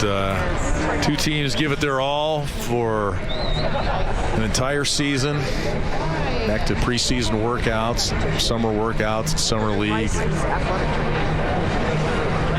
We've all got a lot to be thankful for. Oh, those are things you just don't see happening in college, unfortunately, and certainly in the pro ranks. That's what's so great about high school football.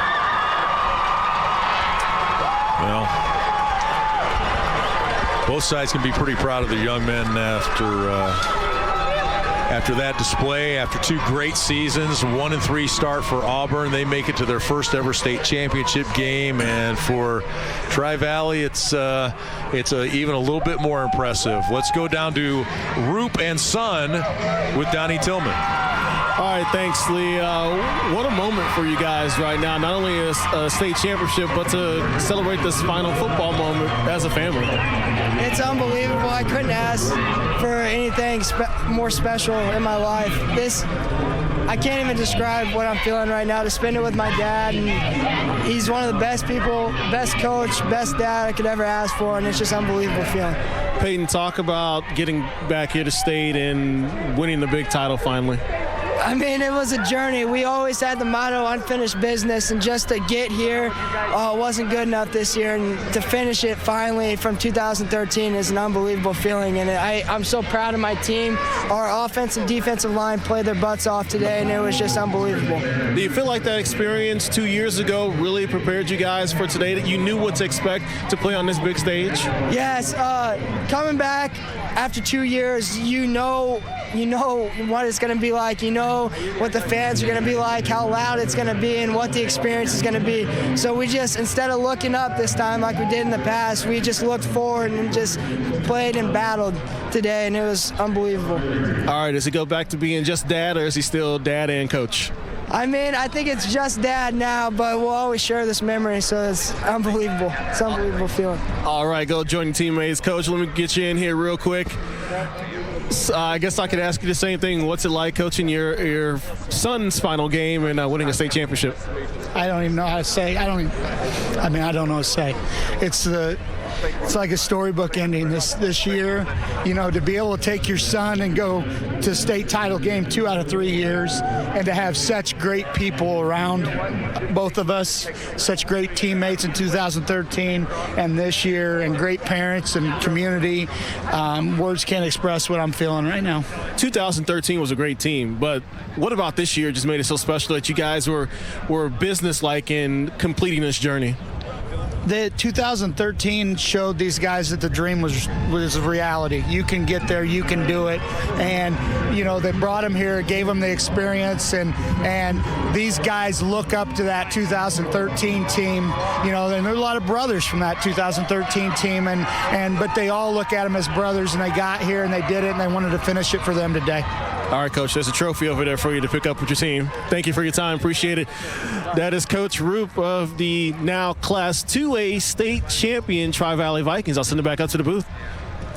Thanks, Donnie. Yeah, there's a lot of brotherly love as we see the Auburn kids get their second place trophy. And again, congratulations to Dave Bates and his team. 5 players on this Tri-Valley squad had brothers on that 2013 team. And, back in the day, they were driving around these seniors and taking them to practice and things like that. And now they are state champions. And to their big brother's credit, they were telling them this week, go get it done and bring it home for us and bring it home for this program.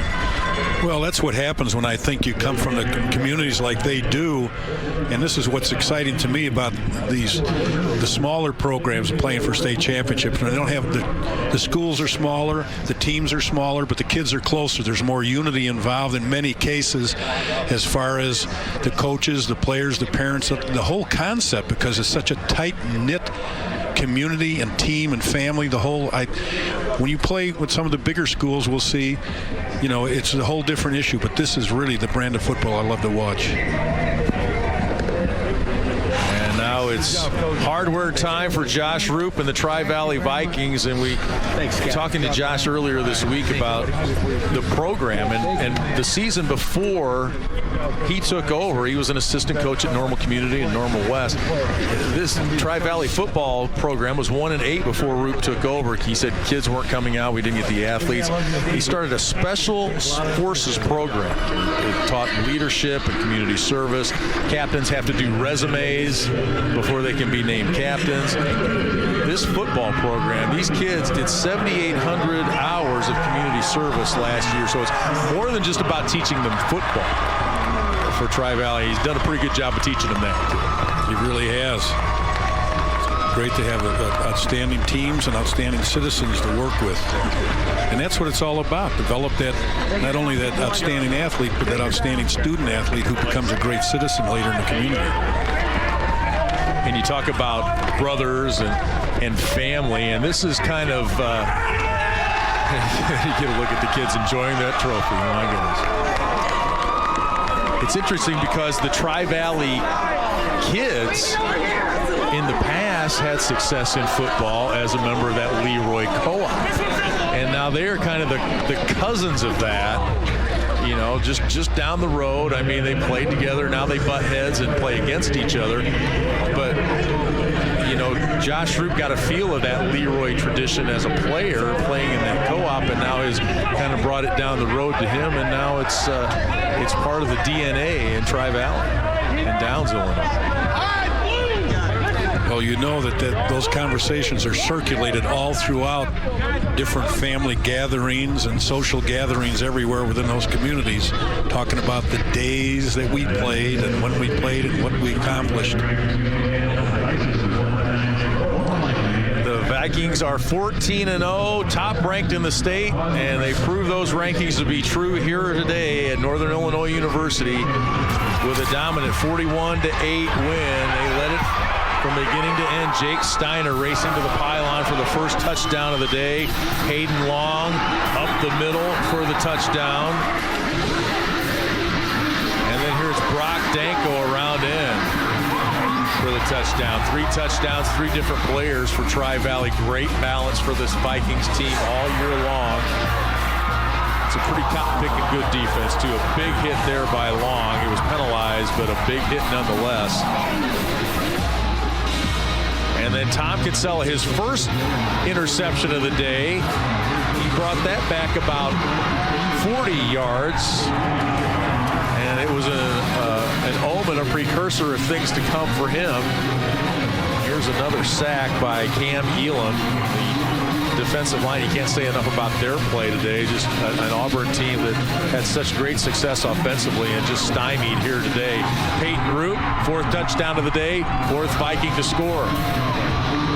The senior becoming the all-time leading rusher for Tri-Valley.